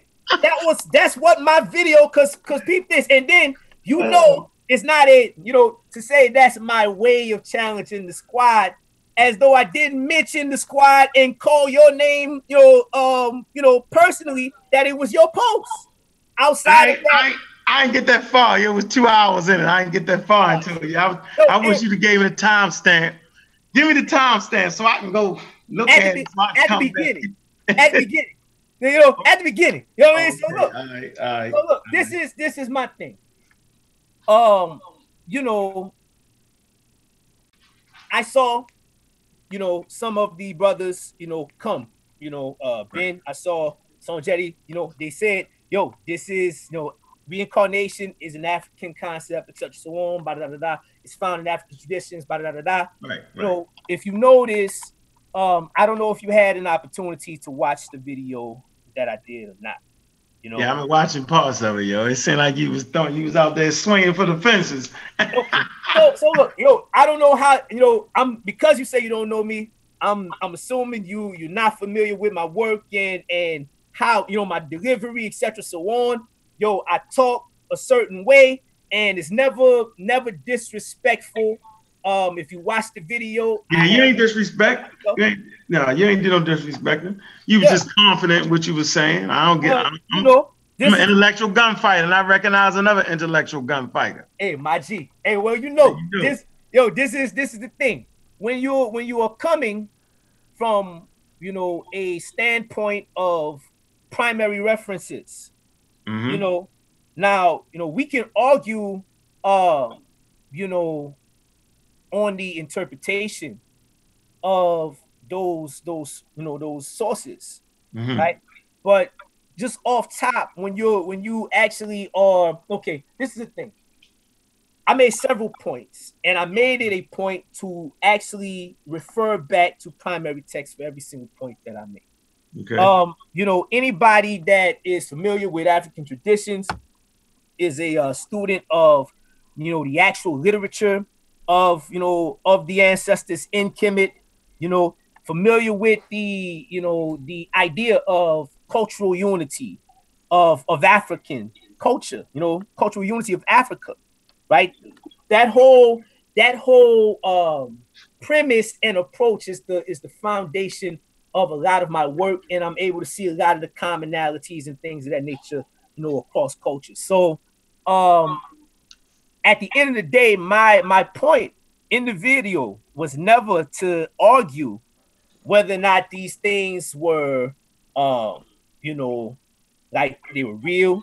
It was never to argue whether it was or was not pseudoscience. Right. My only purpose for the video was to Mm-hmm. demonstrate that these things are actually found in our tradition, and reincarnation was only one focal point of several other points, and some of them ain't had a damn thing to do with you or the Yamara squad. Yeah, I see that. But I mean, hell, ain't no fun, yo. If we can't do this right here. If I can't stimulate this discussion, then hell, it's just boring, man. Because the subject, man, think about it, man. I want to be able to have that real fun type discussion on the meta nature. Okay, I'm looking at this concept here. Is it African? What does it mean? Like, we don't get a chance to really have those type discussions. You know what I'm saying? So it's my job. Yo, I told you, I'm like the arrow. The squad is the crossbow. And I'm shooting, you know what I'm saying? And so then I bring in the experts on said subjects. Mm-hmm. Ben has dedicated his life to studying Western, not Western, West African spiritual systems. You know what I'm saying? Bring him in. Sanjeti, Kemet, West Africa. Brother Wujai, I mean, he's one of the best Meta-Nature scholars I know. Brother Sahotep, West Africa, Egypt. Best I know, Sister Naya, the psychology of the African. Dr. Oya Mayat, you know what I'm saying? She has a doctorate, you know what I'm saying? And these people need to be heard, you know what I'm saying? Along with myself and you brothers like you, we need to have discussions that aren't so rigid and stuck and have some fun with it. So I never thought you would disrespect. I just like to, I'm like, okay, we can talk. Let's get it in. Yes, sir. Yes, sir. Yeah, that's all I'm saying. Like, man, come Yes, on, dude. Like, if we don't have fun with this and express what we talking about, then the pseudo's gonna win at the end of the day. Because that's what they like to do. They talk all day long and can't demonstrate nothing. They can't go to a text. You was mentioning text. I'm like, okay, he's mentioning text. This is not part of the normal discussion where a person breaks out the text. You go into the quote unquote online dictionary, the metanet, and bring out the term. Come on, bro. Like, that's not a regular occurrence right there. You know what I'm saying? Everybody don't get to see that. So I was like, bet. You know what I mean? Let's get it in. So it ain't never meant to be did. Even me and the brother was getting it in. I was still having fun because I ain't really tripping. You feel me? He's just trying to trying to pseudoize certain things, right? And I know how to catch him. And he was a little difficult because he was always squirming and switching back and agreeing. He was doing the pseudo thing for real. So I know that a person's religious practices, you would never consider them pseudoscience. You just wouldn't. I don't think we got to that part of the discussion. You wouldn't. Now, Christianity, I would never consider that pseudoscience. But when a person within Christianity or a person within the quote unquote Egyptian community try to take certain things and make it appear to be science and it's not, then that would be considered pseudoscience. You know what I'm saying? Because the good fact is, you go to Kemet, these brothers and sisters really did have scientific practices. So much so that modern science is based off of that because they all give credit to them. So I just wanted to, kind of make that point. So yeah, I never I took think it personal. I never took it. I just said, yo, it must be that time I to Hey, talk about that. hey, that I was definitely, you know, happy that that the subject, came up. And Wujawu and I, we've been talking as of late on the need of having a somewhat of a comedic ecumenical conference, so to speak, to come together and hash out a lot of ideas, to have some sort of uniformity, to really bang out things so that it's clear on what the culture is, what it is not, you know what I mean, and weeding out all of those those ideas that have nothing to do with it, the pseudo things that people try to superimpose on Kemet. And so this has been a topic, and definitely the subject and the conversation, the dialogue was bound to happen. It was inevitable. It Mm-hmm. was well, inevitable. listen, I know it was inevitable. I think I kicked it off in that lane or scope of topics first this year by talking about the comedic yoga positions. Yep, Yeah, and that's the same yeah, thing and right there. and Right so there. and I made it no secret. I told everybody before I did it and while I'm doing it that I don't mean no disrespect or anything. I'm going to be specific as I can and careful as I can to not be misconstrued. And but I'm going to touch on some things that people, if they don't walk with me slow, if they try to go too fast in front of me, they're gonna misinterpret and whatnot, and that's what happens sometimes. So reincarnation is just another one of those subject matters, and I told Uncle Benu in a post, or quite a few posts, that that subject, when you outside of the normal surface shallow Hindu equation with reincarnation, when you try to bring that concept into Africa, you gotta go from 90 down to a 10 miles an hour over some speed bumps, because in Africa, one thing that differs Africa from Western descriptions about spiritual matters is that Africa actually breaks it down, and they have a whole system, nomenclature, wording, and notions that these other people that try to describe it don't. So, and I forgot who did this, but somebody put it into like an analogy, like black, like Europeans will, like, if you ask a European, well, what is water, or something like that, and then the European will be like, water is water. Like, what do you mean? What do you mean? Water is water. And then so in the reverse in Africa, like, I'm butchering the analogies, but like, what is Yeah. what are the clouds? yeah. What do you mean? That's probably enough I'm in. But yeah, I know what you're talking about. Oh, that's who did it. Okay, yeah. That example, that's a very good analogy. But I don't think I heard. I think I heard it from Naeem Akbar or something. But uh, but in Africa, they say the same thing. They like spirit is spirit. Like, what do you mean? Like, because, and the reason why the analogy is given is because in Africa, spirit is so ingrained that when they explain it, everybody in the culture itself already has the basics of it to where they could just dive into conversation.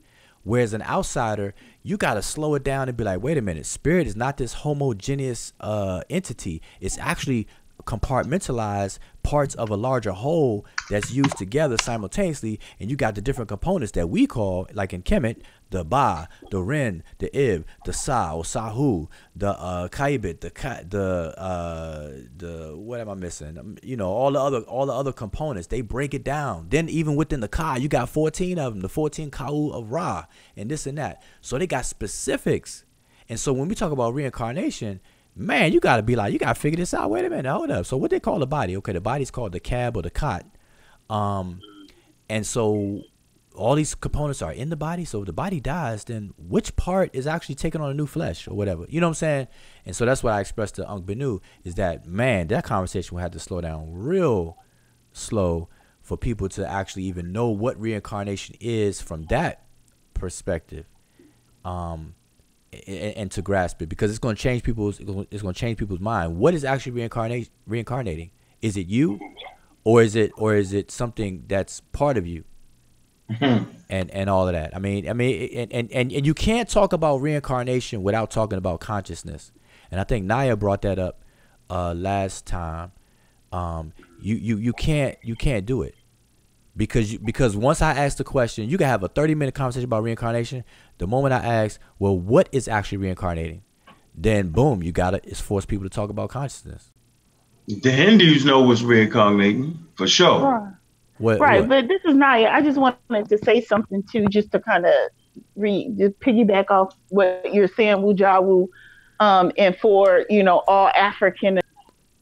oh, all African American scholars who tackle any culture, whether it's Kemet or West African culture. I need you to understand specifically what you're doing. So, what I want you to do is, I want everyone on this phone call, I want you to close your eyes.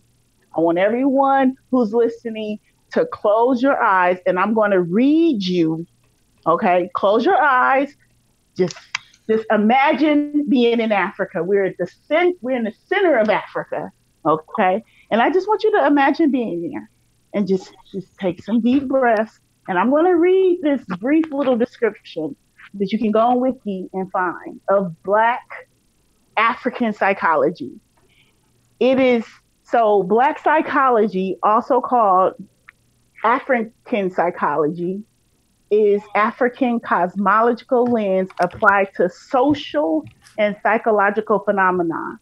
The first perspective considers these concepts as theory and universal, which means that the lens is appropriate in the study of all human beings, right?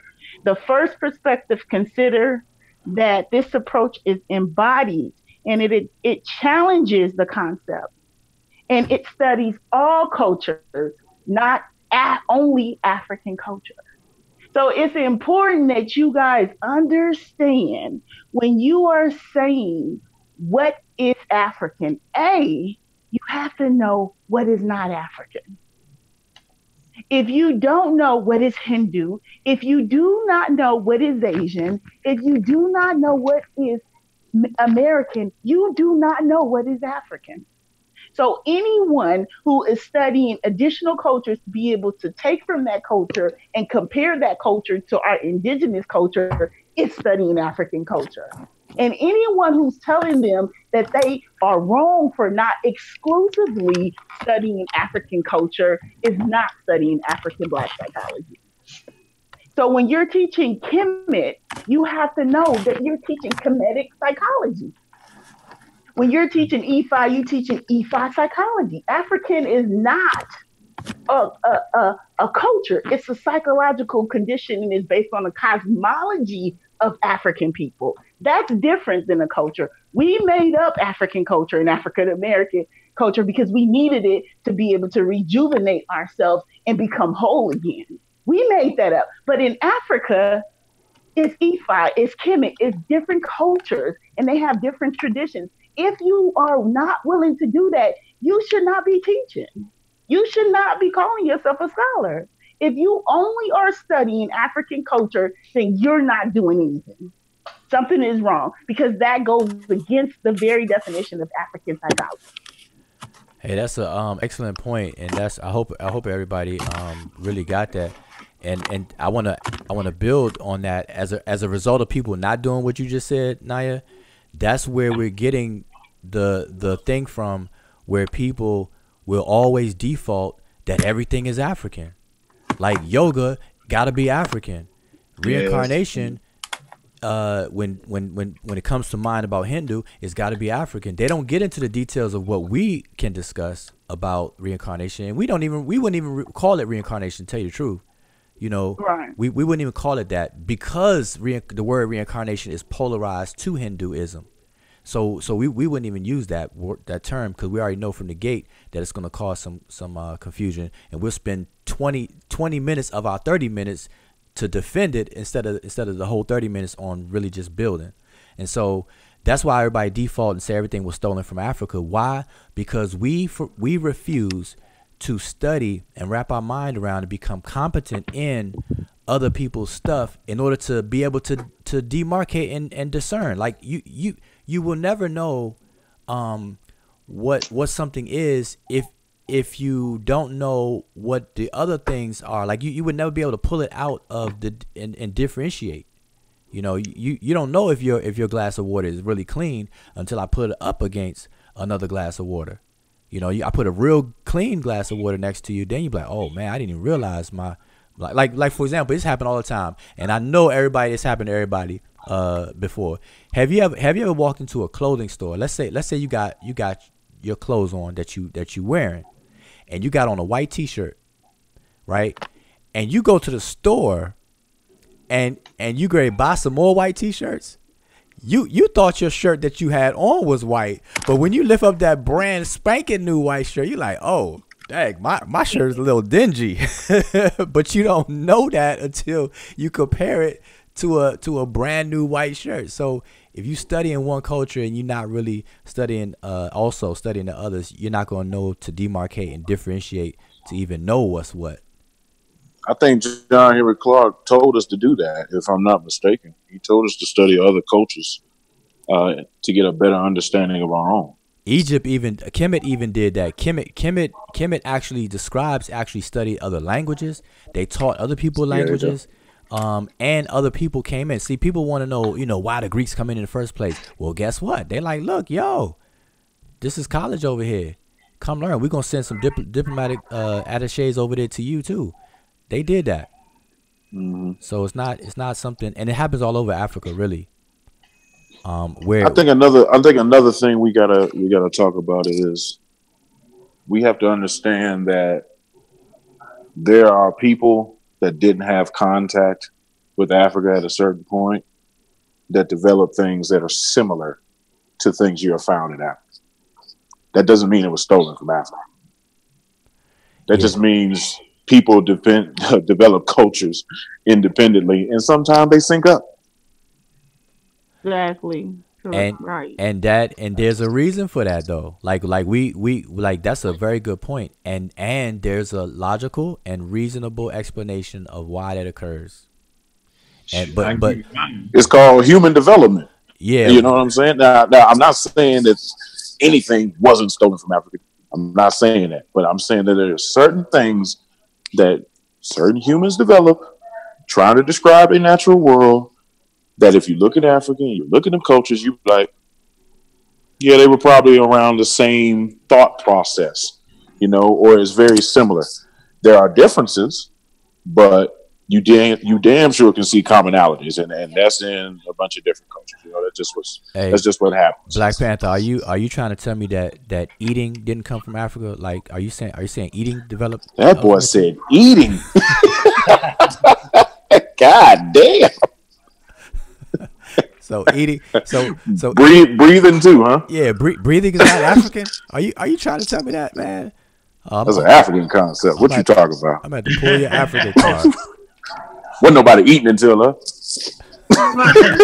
then when you study world religions too, you see commonality. All religions have that story about spirit or who's coming back. That's part of the human experience, and it's how we evolve, because that is kind of what built our consciousness, is the idea that this is not final.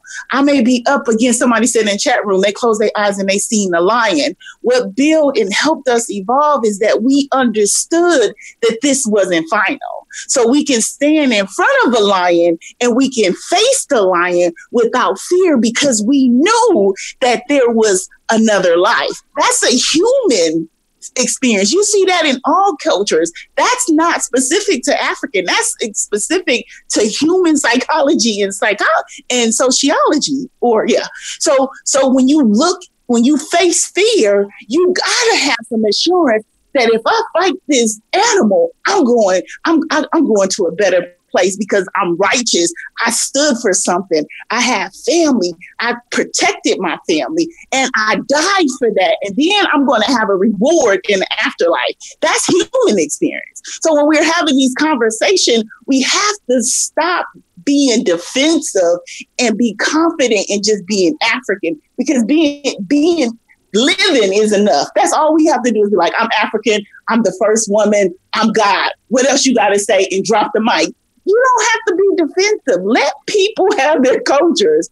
And our ancestors were excellent in that they challenged like the academic institution, but our calling is something different. Our calling is bigger than that. And the reason why you know that's not our calling, because even though our ancestors were able to challenge academic institutions and prove without a shadow of a doubt that we're African, you still have Negroes, bootlicking Negroes saying they're not African.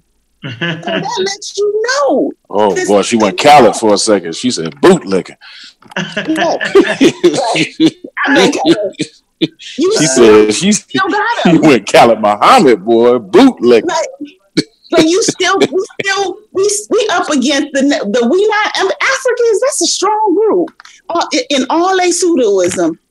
We up against a 200-year myth that we're Native American, combined with psychological slavery and the hatred of African Americans. That's what we up against. So our calling is not about what's African. Our calling is to be able to describe the concept of Africa and then tell people what African culture looks like. And it doesn't look like one thing. It's very diverse.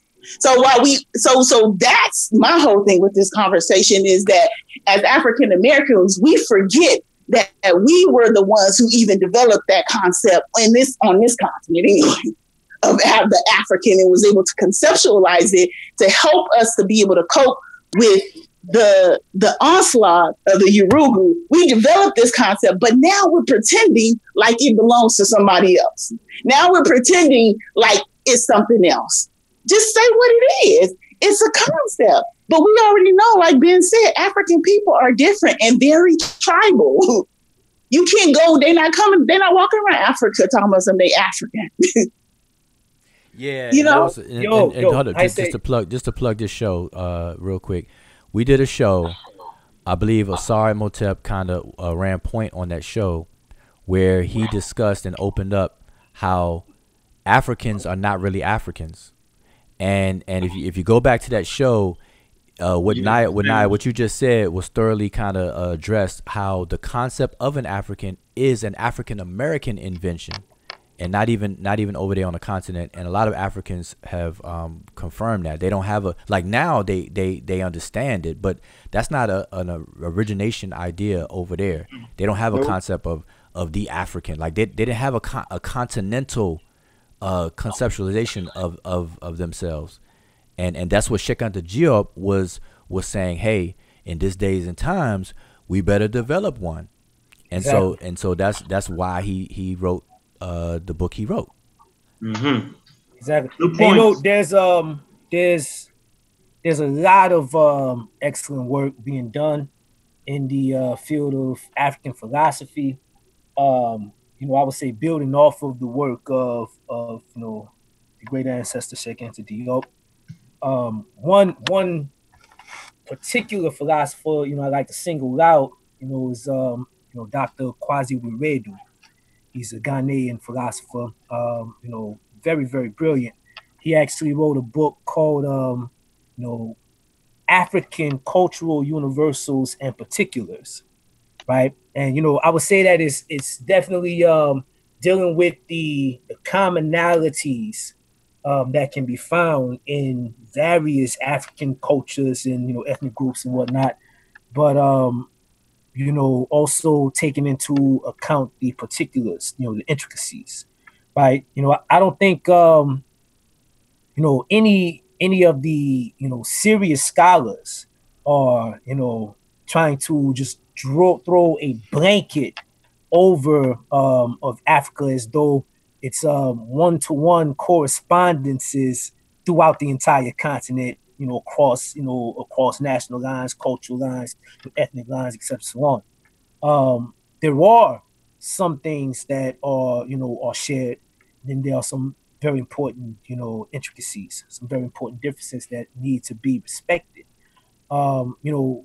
In regards to the subject matter that was being discussed over the course of the past week or so, I don't think anybody was ever arguing or trying to say that Hinduism was not or reincarnation was not a Hindu concept. It was with the the misunderstanding, as it's being conveyed or been conveyed, that by Unc's comment that it was exclusively a Hindu concept, and everything kind of went in different directions from there. I definitely agree with what the sister Naya was saying in respect to having enough just even, it's not even things of confidence, but being versed. I said being versed in information, and knowing, like knowing where you're at, knowing that this is a big world that we live in. It's important to be informed. And when you're studying, if you are a truth seeker, you are on the quest, definitely, even before let's say some people come into or get on the path of seeking spirituality outside of the Abrahamic paradigm, before they come into, let's say, African political thought, black political thought, if you will, or black nationalism, if you will, Afrocentricity. Like some people, because that God situation is a big deal for black folk. You know what I mean? It's a big deal. So, that's one of the first things that we seek to try and get right or correct, because we want to make sure that we're on point with that because of the way that we've been conditioned. But on that journey, we study a lot of things. We study a lot of things. So you know, definitely Hinduism, Buddhism, reading the different texts, Bhagavad Gita, Upanishads, studying yoga, etc., so on.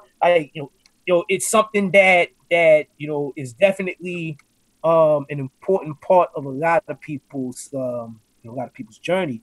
And that was one of the last exchanges that Mujawu and I had on the subject, pertain to. It's like, okay, just in comparison, in comparing what we could consider the Hindu concept or idea of reincarnation, and what we find in Kemet. Okay, both have similarities, and there are some differences.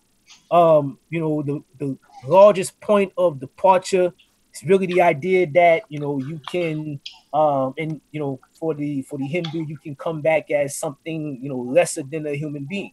You come back as You know what I Hitler. mean? So do black Yeah, people like that though? That's the point. If we want to play the You say game, Hitler? yeah, do y'all want to come back as white people? Because that's part of reincarnation. You might come back as a white person to learn some lessons. Wait, Y'all wait, want wait. Hindu culture. Yo, that's Hindu culture. Yeah, that's that's not the African concept. That's not the African concept. That's only the Hindu concept. Coming back as an animal, some type of toad, some type of flower that has nothing to do with Africa. But that's an Right, so interesting. that's the That's an point. interesting. That's Yeah, an interesting. that's my But wait, hold on. But I look think though, you can't. We can't let that skate across.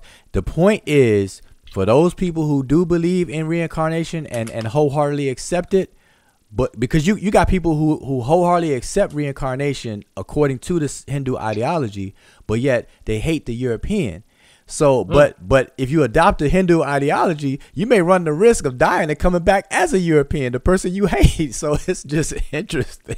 And for them, it would be your karma. You know what I'm saying? Right. But this is the whole thing in a nutshell. Like chakras. Yeah, a lot of the folk that I saw arguing, were not arguing for reincarnation from an African, particular African, worldview, etc. So on. All right, so hold on. And we're gonna let Sean and Kofi speak. Right. Hold on. Yes, sir. So like this is where my mind go. So we got a group of people, right? And everybody, you got the African idea of reincarnation, you got the Hindu idea, you got the Jainism, all these things, Europeans. So then, when it's time to reincarnate, right? Which one? Which one actually, based off your DNA? You know, you got different things in your DNA. We know the story. Like you might have some Native American in your DNA. You might have some Japanese in your DNA. You might have some Europeans, different types of European. When it's time to do that, right? Which one happens? And this is where I say, come on, man. It's not easy being here. It's which one? Which one? Hey, I say, That's you know, why I that's can't another, do that's it. a conversation in and of itself. That's That's why I a can't. hell of a convo.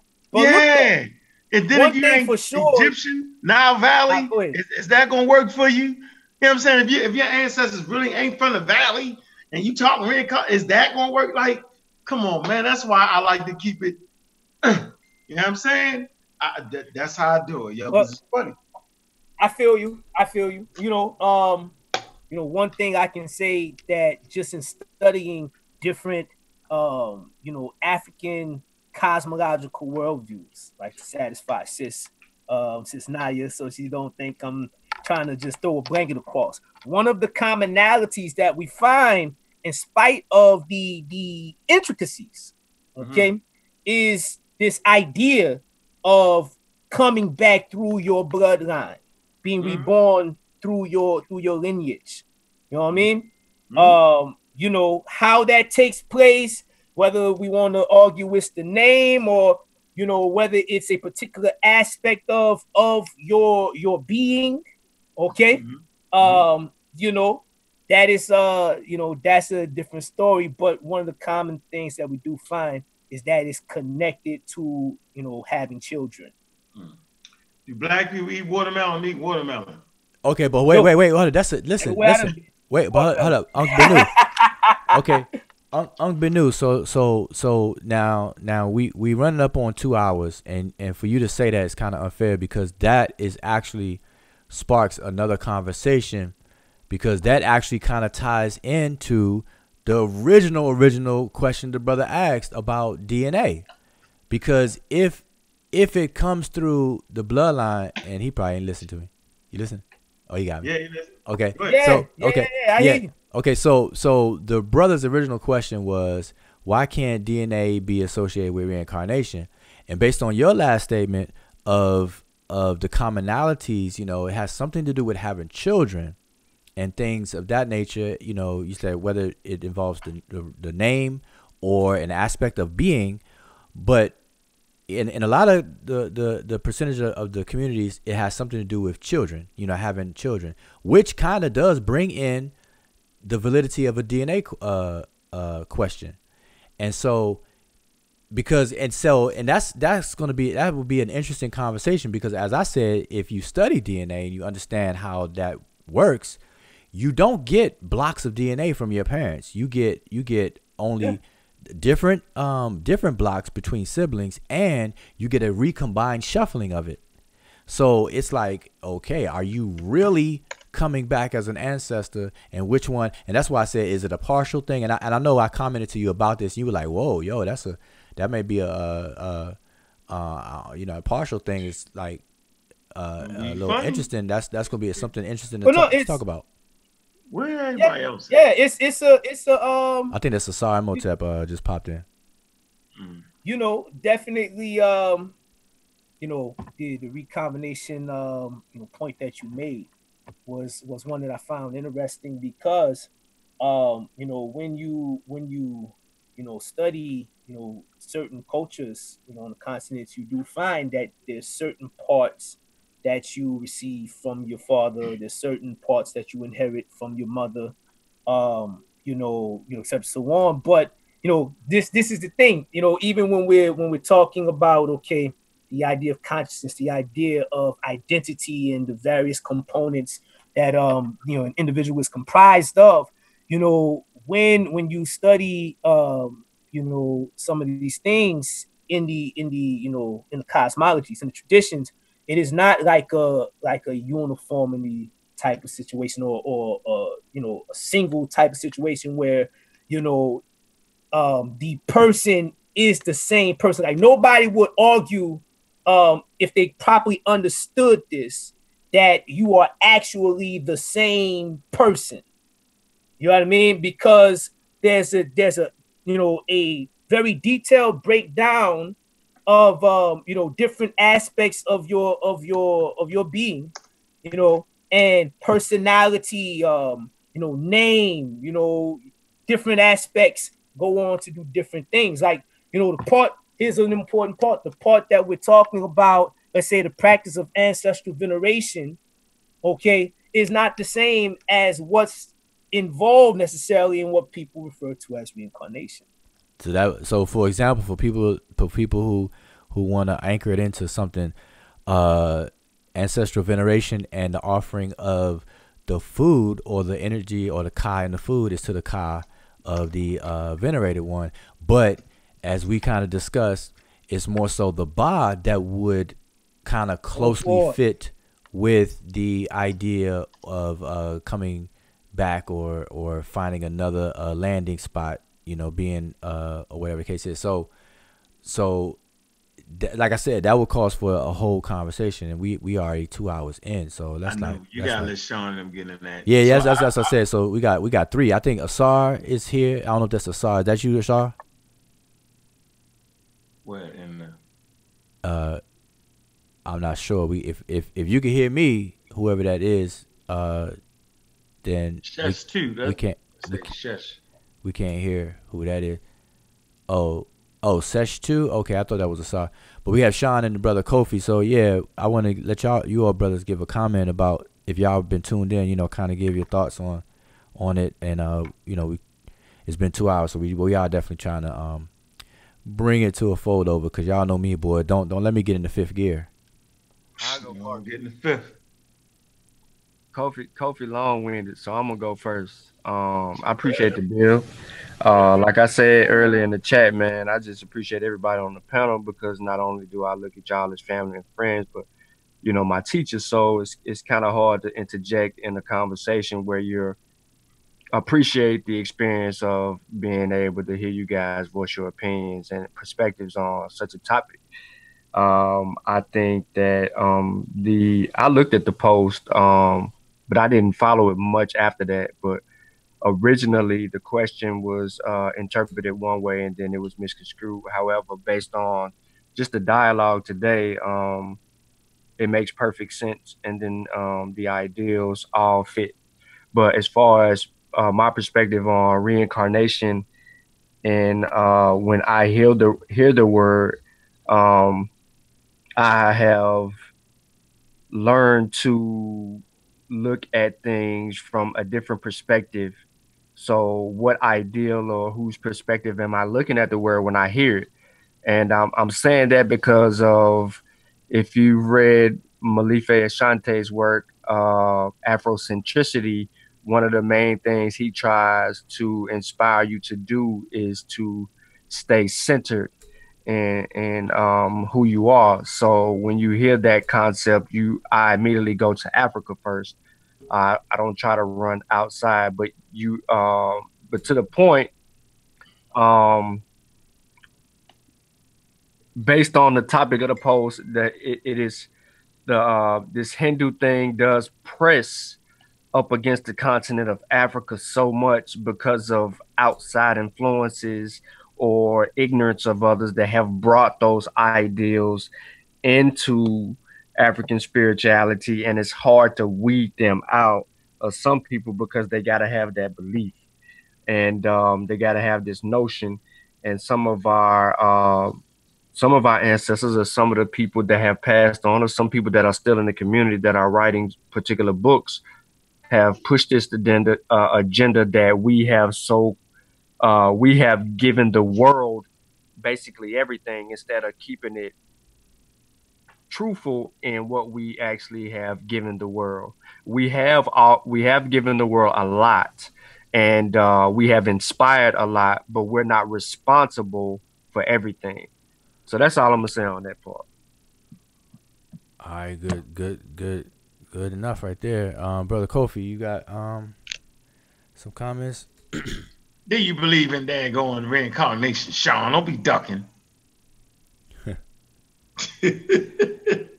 Man, the concept that I stand on is if I rename my son, which I did, I renamed my son after my cousin who died when he was 14 years old. His name was Robert. Elijah's middle name is Robert. And I wanted to keep that spirit of Robert alive. So I named him after my cousin. And he mimics and acts just like my cousin Robbie did. You on mute, Unc? You on mute? I can't hear you. Unc, you muted. I say, yeah, you might have me. You might have me with that. I like that. I'm with that. That's more. That's more in line with what I would think. You know what I'm saying? I agree with Brother Saw's work because I can see it. It makes sense to me. You feel me? It's the essence of culture. That's why the Europeans, they always got their ancestors and they always talk about their names. You don't, they ain't George Washington, their ancestors. We can name them. You know what I'm saying? But we can't name our own. The Hebrews do the same thing. Abraham, Isaac, Jesus Christ, and we know them all. Start naming some African names, you fall apart. They all died. You know what I'm saying? Because we don't understand that. It's funny, yo. But go ahead. Where you at, Kofi? Yeah, Kofi. Let me be quiet. Kofi, got any words? Yeah, I ain't gonna be but just a second. I'm always accused of being long-winded, so I'm gonna keep it short, man, and sweet. But yeah, I mean, PowerPoint at? I got it locked and ready. Hey, Kofi, hey, don't mess with Kofi. Kofi mess around and open up a PowerPoint, and the first slide is gonna say my closing remarks. Yeah. But I mean,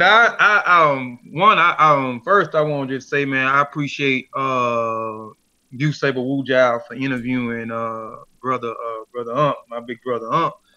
Because I mean, there was some questions I had wanted to ask brother Unc too, and you kind of asked questions and kind of cleared it up for me. So like I said in the chat, and I said it twice in the chat, I appreciate, what I'm saying, you putting them on the hot seat. And kind of gave me a better understanding of where Brother is coming from.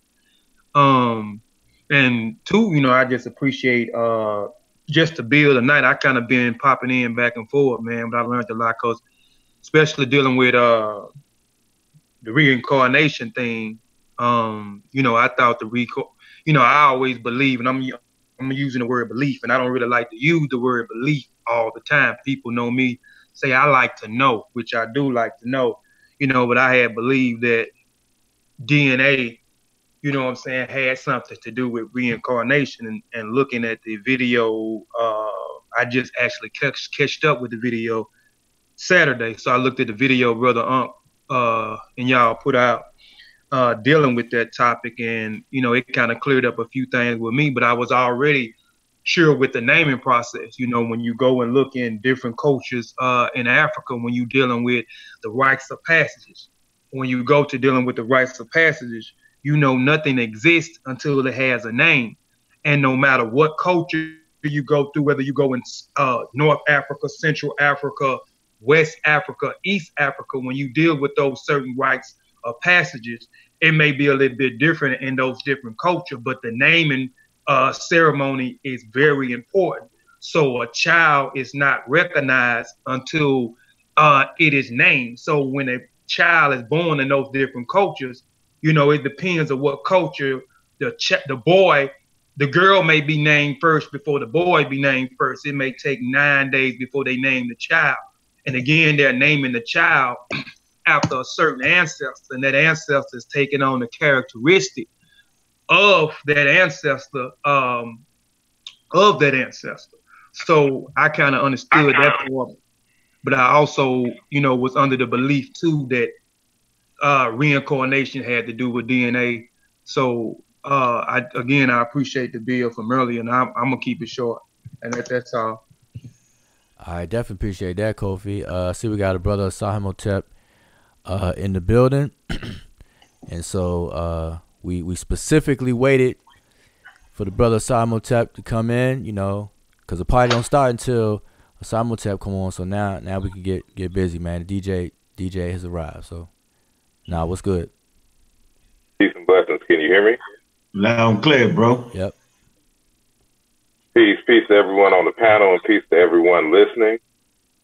I won't take up too much of your time. I know y'all have already covered a lot of ground, and I would just certain things, just keeping the conversation longer.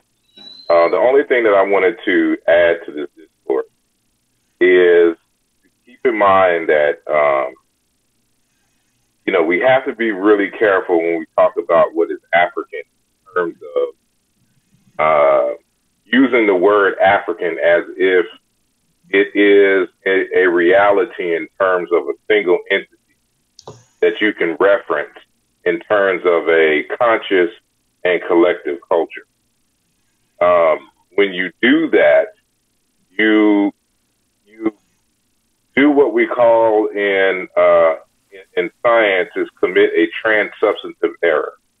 And so what normally happens is that people study one, maybe two groups of individuals who are African, who happen to be from the continent of Africa. And then what they do is they take what little knowledge they know of that group and then apply it to everyone who they consider to be African. And then say that this is the African way, that this is something when specifically they're just more than likely talking about Yoruba or Akan or something like that. Certain major groups that everyone, are familiar with instead of individual, groups. So when you actually study African people and their cultures, you'll come to discover that a lot of stuff isn't universal. For example, like when you go into the Yoruba tradition, you have all of these quote unquote gods and goddesses. Most African cultures don't have a whole pantheon of gods and goddesses. That is something that's really kind of unique to ancient Egypt, to the Yoruba tradition, and things of that nature. When you come amongst the Bantu speakers, you don't find too many pantheons of deity. When you go across for example, to the collagen or a lot of the cattle herding tribes, they don't have a rich cult of ancestors and ancestor worship. And, when it comes to this, and the collagen have an idea of reincarnation as well. And it is perpetual. As long as the family line is intact, then one can reincarnate. Dr. Kip Sambu has a whole chapter on reincarnation amongst the collagen people that I encourage everyone to get in terms of his first book, dealing with the collagen, connections to the ancient Egyptians. Anybody's familiar with the collagen, they were a warrior class. Their ancestors were a warrior class for the ancient Egyptians. And during the Greek times, they migrated south through Sudan into what is now modern-day Kenya, parts of Ethiopia, and that nature. I'm holding in my hand a book, and I'm trying to freaking find the page, and I can't for some reason. Is that the here book we go. that you're talking about? Which one? The Kipkowitz Sambu. Oh no, I can show it. I don't know if because I'm on my phone, so I don't know if y'all can really see it. You see it. This is the book that I'm talking about here. Bring it a little closer. There you go. We can see it now. Yeah, we can see it now. The collagen people's Egypt origin legend revisited was Isis Asis, 2nd edition. Yeah, so he has two books. This one and the second one dealing with the language of the collagen. But the book that I was getting ready to cite now is Credo Mutua, African folk, and it's called Indaba My Children, subtitled African Folk Tales. And for those who are not familiar with Baba Vusa Mazulu Credo Mutua, he is a shaman in Nganga, a priest, healer, and artist in the Zulu wisdom tradition. And this book is a number of their initiatory texts and tales. And in reality, Credo Mutua is initiated in a number of African systems, mainly Bantu systems, from Cameroon to Ethiopia, Malawi, and South Africa. He's traveled a lot and has been initiated. So a lot of these stories are from his different initiations in Central and Southern Africa. But I wanted to bring up this text. So this text was, I think, 63 or 64 is the publishing date. 64. So 1964, Indaba My Children, page 590. And, a couple of pages before and a couple of pages after, he's really giving you some insight into basically the transmigration and reincarnation of the soul according to the Zulu tradition. And so what's more specifically why I show this page is because you can actually see their hieroglyphs and drawings of the different stages for which, you are incarnated. And so what he says is that you start off as the grass phase, then you come back in the tree phase, then you come back in a beast phase, more like cattle, mammals, stuff like that. Then you come back in the human phase. Then you come back into the reptile phase. Then you come back into the bird phase. And then, if all is well and good in your world, you end up being a star. And these are the different stages of incarnation according to the particular Zulu tradition in which he is born. So when someone says that you ain't coming back as an animal and all that other kind of stuff, and that's not African, you need to explore and read up on more African traditions, because that's not the case. And this is one of the dangers that we have when we simply just blanket all African people as having a singular culture and not honoring and recognizing their individual traditions and worldviews. And so all of these concepts are genuinely and simultaneously valid African traditions. And so it's just a methodological issue that, I want to bring to the forefront. And so we can have more honest and more well-rounded discourses surrounding our cultural tradition. So I hope I made sense. Yeah, that was the book you brought to the debate, right? Exactly. Conference, right? That's the one, right? Yep. Yep. Okay. All right. Go ahead, though, bro. So hold up. There you have it. Go ahead. I'm sorry. I thought I'm done. I'm done. I just wanted to add that. Okay. So hope everyone got that, because there you have it. So if anybody says that coming back as a lower form is only Hindu. Now I'm not saying said that, because that's his post, didn't use the word only. But now we know. Now at least we know. We got a book to check out. Like, hold up, wait a minute. Somewhere down in the Zulu area, Zulu Nation, people are saying grass, reptiles, human. What was the other one? Grass. It was grass. No, grass, tree, human, then reptile. Yeah, grass, tree, human, beast, human, then reptile. Human, then reptile, and then a star. Then bird, then star. Oh wow. And so, but what is common? And this is something that I'm writing in the new book, Aluja Volume 2, is that when you go across Africa, these evolutions that we have, for some reason, all end up with being the, who are our best ancestors or our best human beings who have lived their best life evolve ultimately into a star.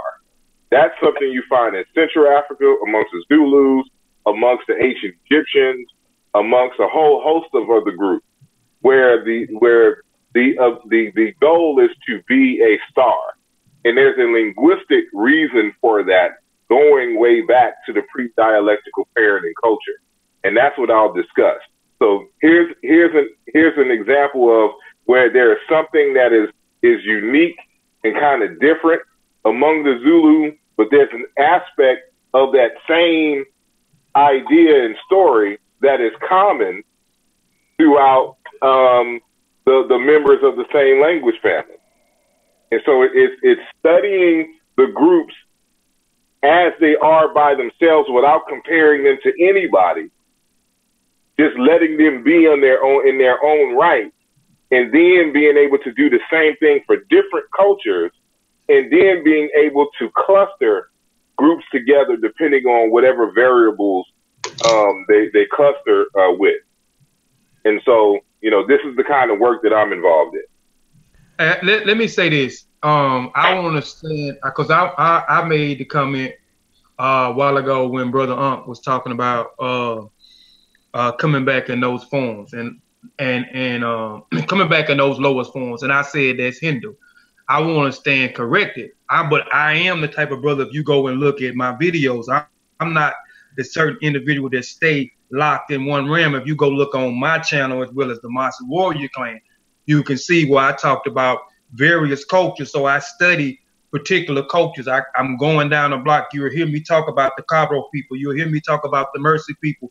You'll hear me talk about the people in Central Africa. I got a whole 5 installments dealing with ethnic groups, the Bantu people, different Bantu groups in Central Africa, as well as you go into Master Warrior Clan. You'll hear me talk about the people in the Akan, the people in Togo, the people in Benin, the people in Nigeria. So I do study vast ethnic groups, but again, I stand corrected with what I said because I hadn't studied the Zulu or the Amazulu culture yet. So I will stand corrected with what I said a while ago. Hey, I want to say this though, Kofi, brother Kofi, that right there needs to be highlighted, what you just said and what you did. I hope other people learn from it, because I forgot that you even said that. But the fact that you just now said in real time. I said it earlier that and I named particular reincarnation. I talked about that, but I said if somebody could just show me, then I'm, you know what I mean. I'm pretty certain somebody in Africa have that. I made that clear because I kind of learned about being around y'all. You speaking in terms of absolute, you're gonna get caught up. Gonna get got. But I just want to say though, what the brother Kofi did, I hope we all can learn from that and in real time on the spot and could just stand corrected. That shows good character. Yeah, but he didn't say that wasn't a part of African culture. I didn't hear him say that. No. I heard him just say that it was Hindu, right? No, he said he said it. No, I'm saying it was just he said. What did he say, Kofi? He just said I what he just said that was Hindu. Yeah, I said that was Hindu. That is Hindu. And now we know it's also part of an African culture. Right. Hey, I appreciated that source, because you know, definitely I've come across different groups that, you know, they speak of, you know, the initiates' ability to so what are they saying? Project their consciousness into different you know, life forms, if you will. But reincarnation, that one there, besides the star point, you know, I was familiar with that one. You know, that one there was a new one for me. You know, there's some interesting things in the person Hira. So you know, pertaining to, you know, transforming into different things. So what do you think they was trying to say though? You know what I mean? Was it scientific? That's the next phase of the conversation.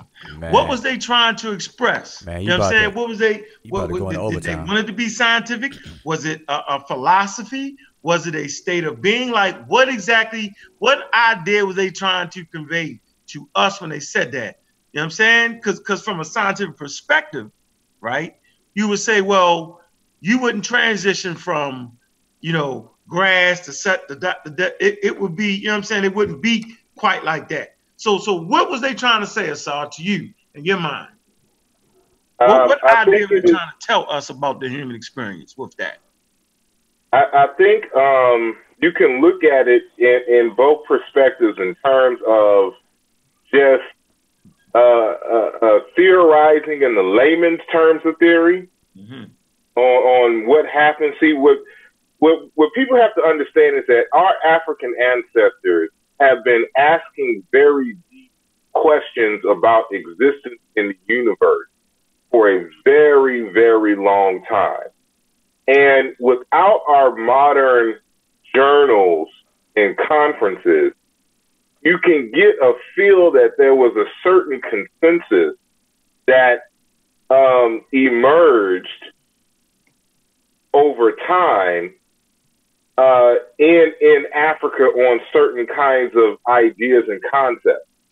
And those concepts and these understandings, these hypotheses about the universe and existence gave way to certain types of other hypotheses and thoughts.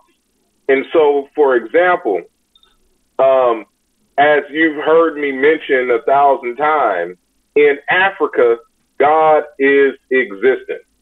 This is the consensus on the vast number of cultures that I've been able to study on the continent of Africa, is that God is existence itself.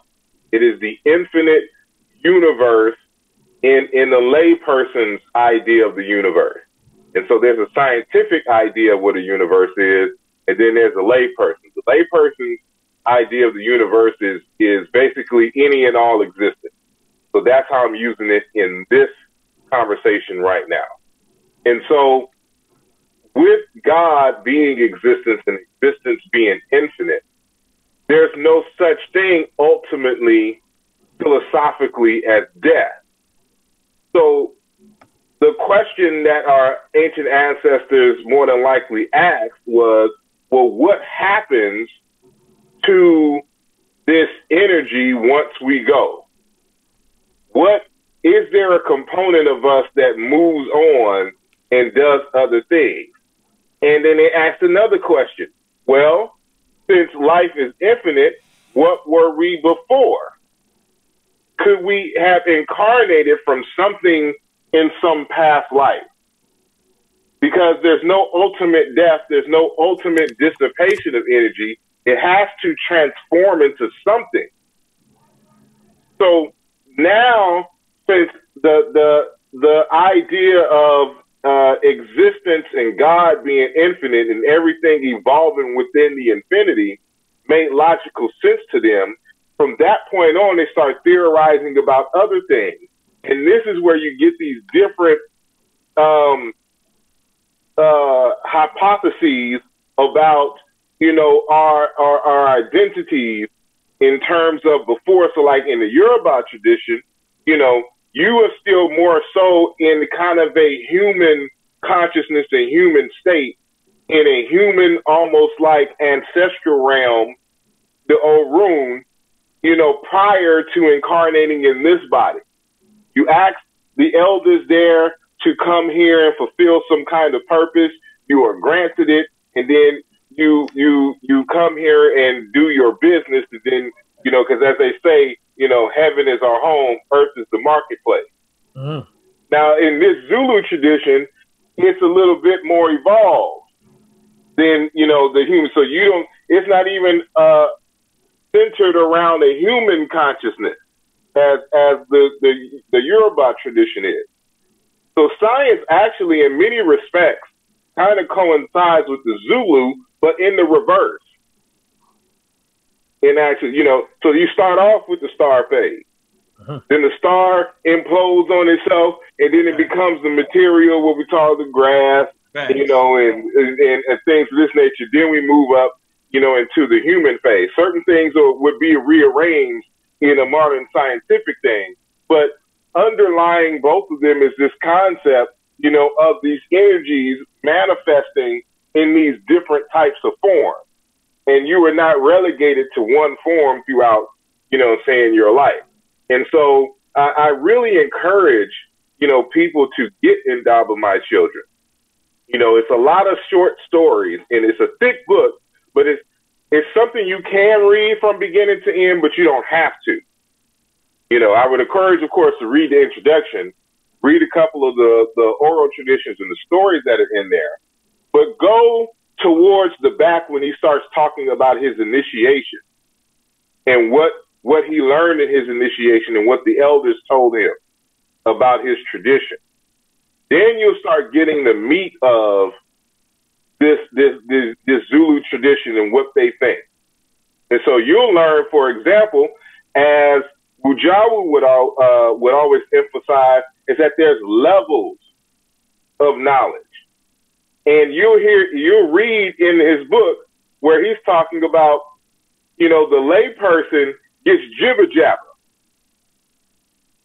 while the priest, they get a clearer understanding of things. So, like when they're talking about God being infinite and indescribable and stuff to this nature and existence itself. But he says that you'll read in the text, I forgot what page, where, the elder is saying that, we give idols to the dumb ones who can't fathom and think abstractly and can't imagine God without some kind of human form or form. But you, Credo Mutwa, in your initiation, you have to understand truly what we mean. And this is how we explain it. So when they start explaining God to Credo Mutwa in the initiatic sense, then it starts sounding like they went into somebody's astrophysics book and pulled some pages out of there. And so, this is one of the reasons why I cite simply initiatory texts when I'm talking about African culture. Not necessarily the stuff that an anthropologist would come in and they ask a few questions and then that's what it is. No, I go for the initiate because I know through initiation you get different information. And if an initiate writes a book, I'm buying it. Yo, Asar. Yeah, man. Quick question. So, that particular explanation of the idea of reincarnation from, do you know the particular tradition of the Zulu that he got that one from? And based on a question or a point rather that the Sister Naya, when she was on here earlier, she mentioned something that kind of alluded to or spoke to the possibility of certain things being borrowed from the Hindu into Africa. I've seen some argue that Credo Mutwa might have taken some things from the Hindu, with the whole Umbalini, similarity or comparison to Kundalini, etc. So on. Have you seen anything that would either falsify that or gives credence to it, linguistically or otherwise? Well, this is why I like to study things from a scholastic perspective. And so, one source is always never enough when you're doing scholastic work. And so some of these ideas, for example, and you'll get a different perspective, but the same, still Zulu tradition. This work I'm about to mention now is by an author by the name of Jordan Ngubane. He wrote a book called Conflict of Minds. The fundamental crux of that book is that he's trying to describe the fundamental difference between Europeans and the Bantu-speaking Zulus in South Africa. And they're saying because we have different cosmologies, we have different attitudes towards the person and things of this nature, and of course different cultures are, and basically different worldviews, that this is why we continue to clash in South Africa. So he goes through, you know, kind of the European attitudes towards the person, their histories and things of this nature. He actually goes through the ancient Egyptian as well. And then he compares the ancient Egyptian to his native Bantu Zulu tradition. And he's saying that we cluster together in terms of our attitudes and things of this nature. And so some of these ideas that you will see, this book was written in 1979. So Credi Mutwas is in 64. So although they're not exactly the same, because we got to remember this about the Zulus. The real Zulus was a small cattle warrior clan. They took over a whole bunch of other groups during Tshaka Zulu's reign and incorporated them into the Zulu. They became Zulu, but they still kept their tradition. And so one group of Zulu people may have a different type of belief, certain fundamental things that resonate with each other, but ultimately different, you know, they're still all related regardless. They're all part of the Nguni tribes, but they're, you know, the Zulus was one tribe over here. They all come from the same ancient ancestors. So they have commonalities, but certain things begin to split off in terms of ideas. You find the exact same thing going on in ancient Egypt. It's not one tradition that you're going to find in ancient Kemet. It's different ones. But because of the unification, there was some fusion of ideas and deities and things of this nature, where certain things were elevated in one area, but in the other area of Kemet, you know, these concepts were reduced and this was brought up. Same thing in Yoruba land. That's just how it works in Africa. So that, as far as the Kundalini is concerned, it could be native to the Zulus, but it also could be, because remember, when those Bantu speakers moved into the south, they met the Khoisan type people, the Bushmen there. And the Bushmen have their own tradition. Now I'm gonna recommend another book for y'all. It's called Boiling Energy. This book here. So hopefully y'all can see it. It's Boiling Energy. For those in the audience, it's by Dr. Richard Katz. Let me read the full title. Boiling Energy, subtitle, Community Healing Among the Kalahari Kun. In here, these folks weren't introduced to Indians. See, it's possible with the Amazulu, because remember, some Indians came and migrated and live in South Africa. So that's always a possibility. However, you can't say the same thing about the Kun. So when they start talking about Kundalini and all that kind of stuff, that too is native to Africa. It's not called Kundalini. It's called Num. And so what you'll hear about here, see, like in the Hindu tradition, you have to meditate, and the energy is supposed to rise up from the base of the spine and come out the head. That's not the case here in amongst the Kun. For them, the Num, it still comes from the base of the spine and it comes out the head. But you have to dance to generate this energy coming from the spine. And so this is why they call it, Num is a hot boiling energy. That's why the title of the book, Boiling Energy. They use it to heal. Now, this same concept is present amongst the Igbo people. So if you read a book called After God is Dabia by Dr. John Ume, who's a Dabia, who in the new book, I equate the term Dabia with Sem in ancient Egypt. Technically, he's a Sem priest, but you would call a Sem priest. That's what he is. And so there's a linguistic, of course, you know, I do my due diligence. So when I talk about Dabia, Tabia, and all that, In ancient Kemet, it was Sim.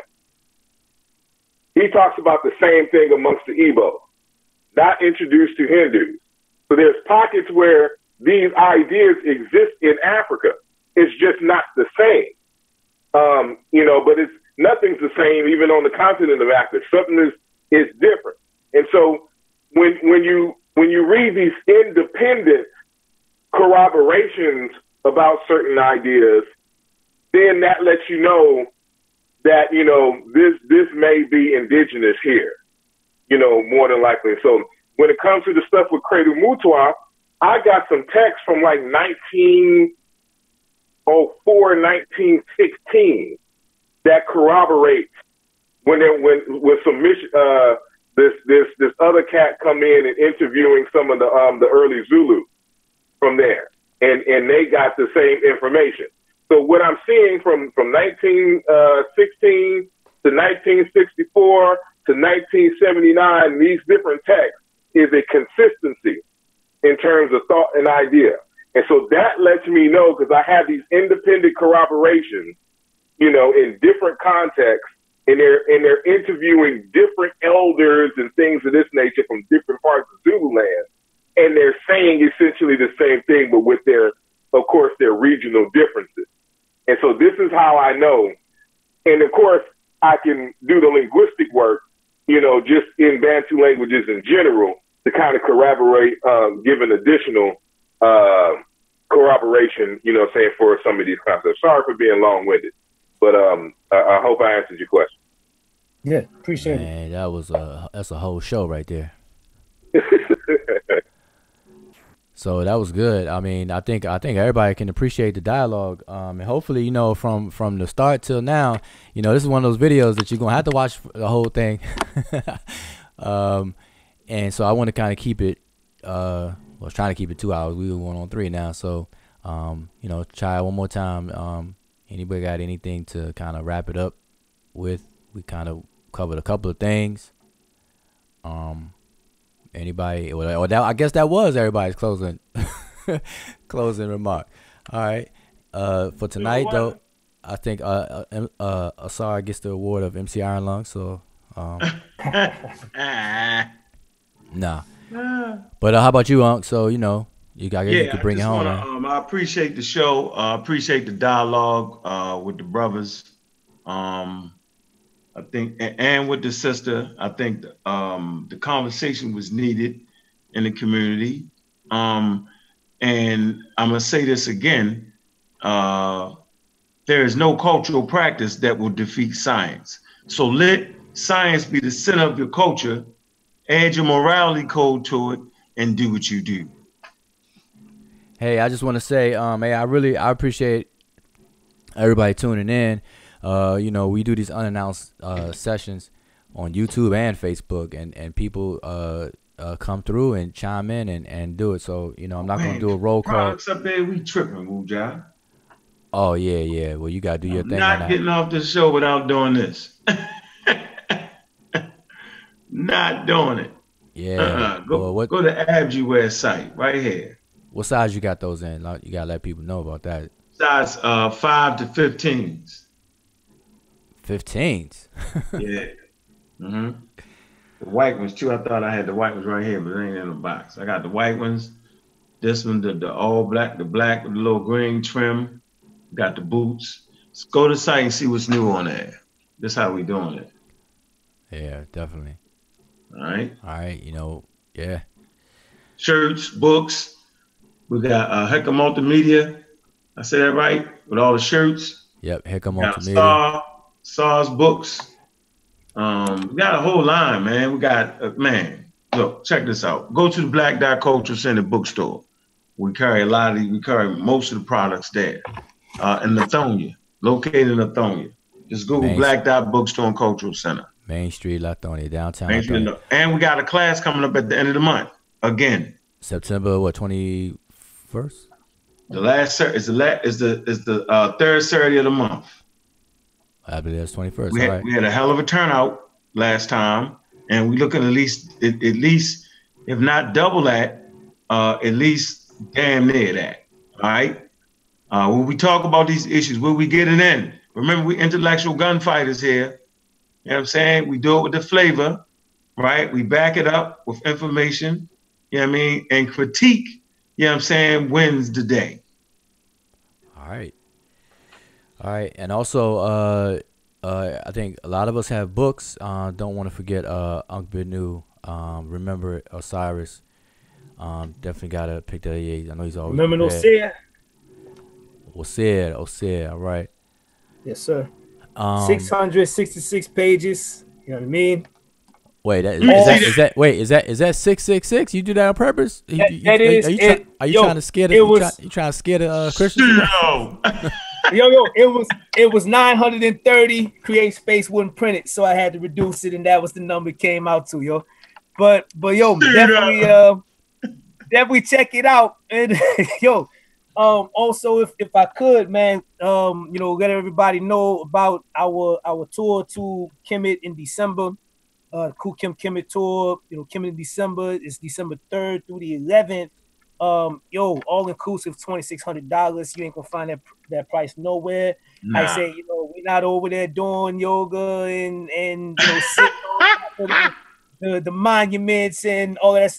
We actually dealing with the cosmologies and going into the villages and plugging in with the elders and some of the traditionalists that are still there.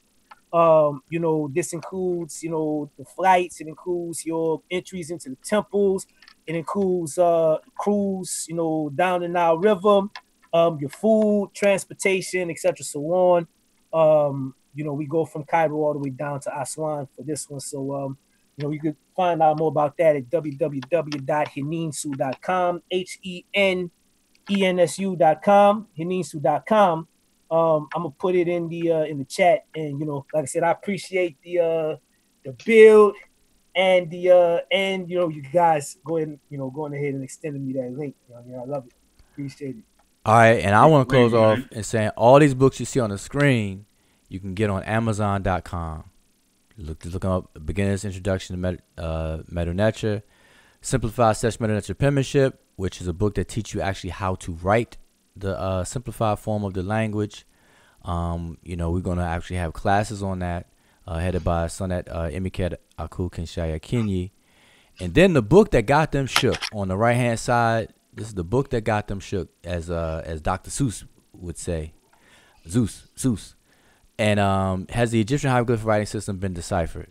All right, all those available on Amazon. And upcoming books. I know Sar has some books coming down the pipeline. Put that one up there, Wujai. You got the one with all our books on it, right? Put that up there. Yeah, I would have. That's why I did this. I don't have it on here. We kind of did this on the fly. I don't even have that picture. I'll make sure I have that next time for sure. The picture with all the books. So I apologize, but yeah. Man. So that's my piece. I think we covered a lot. I think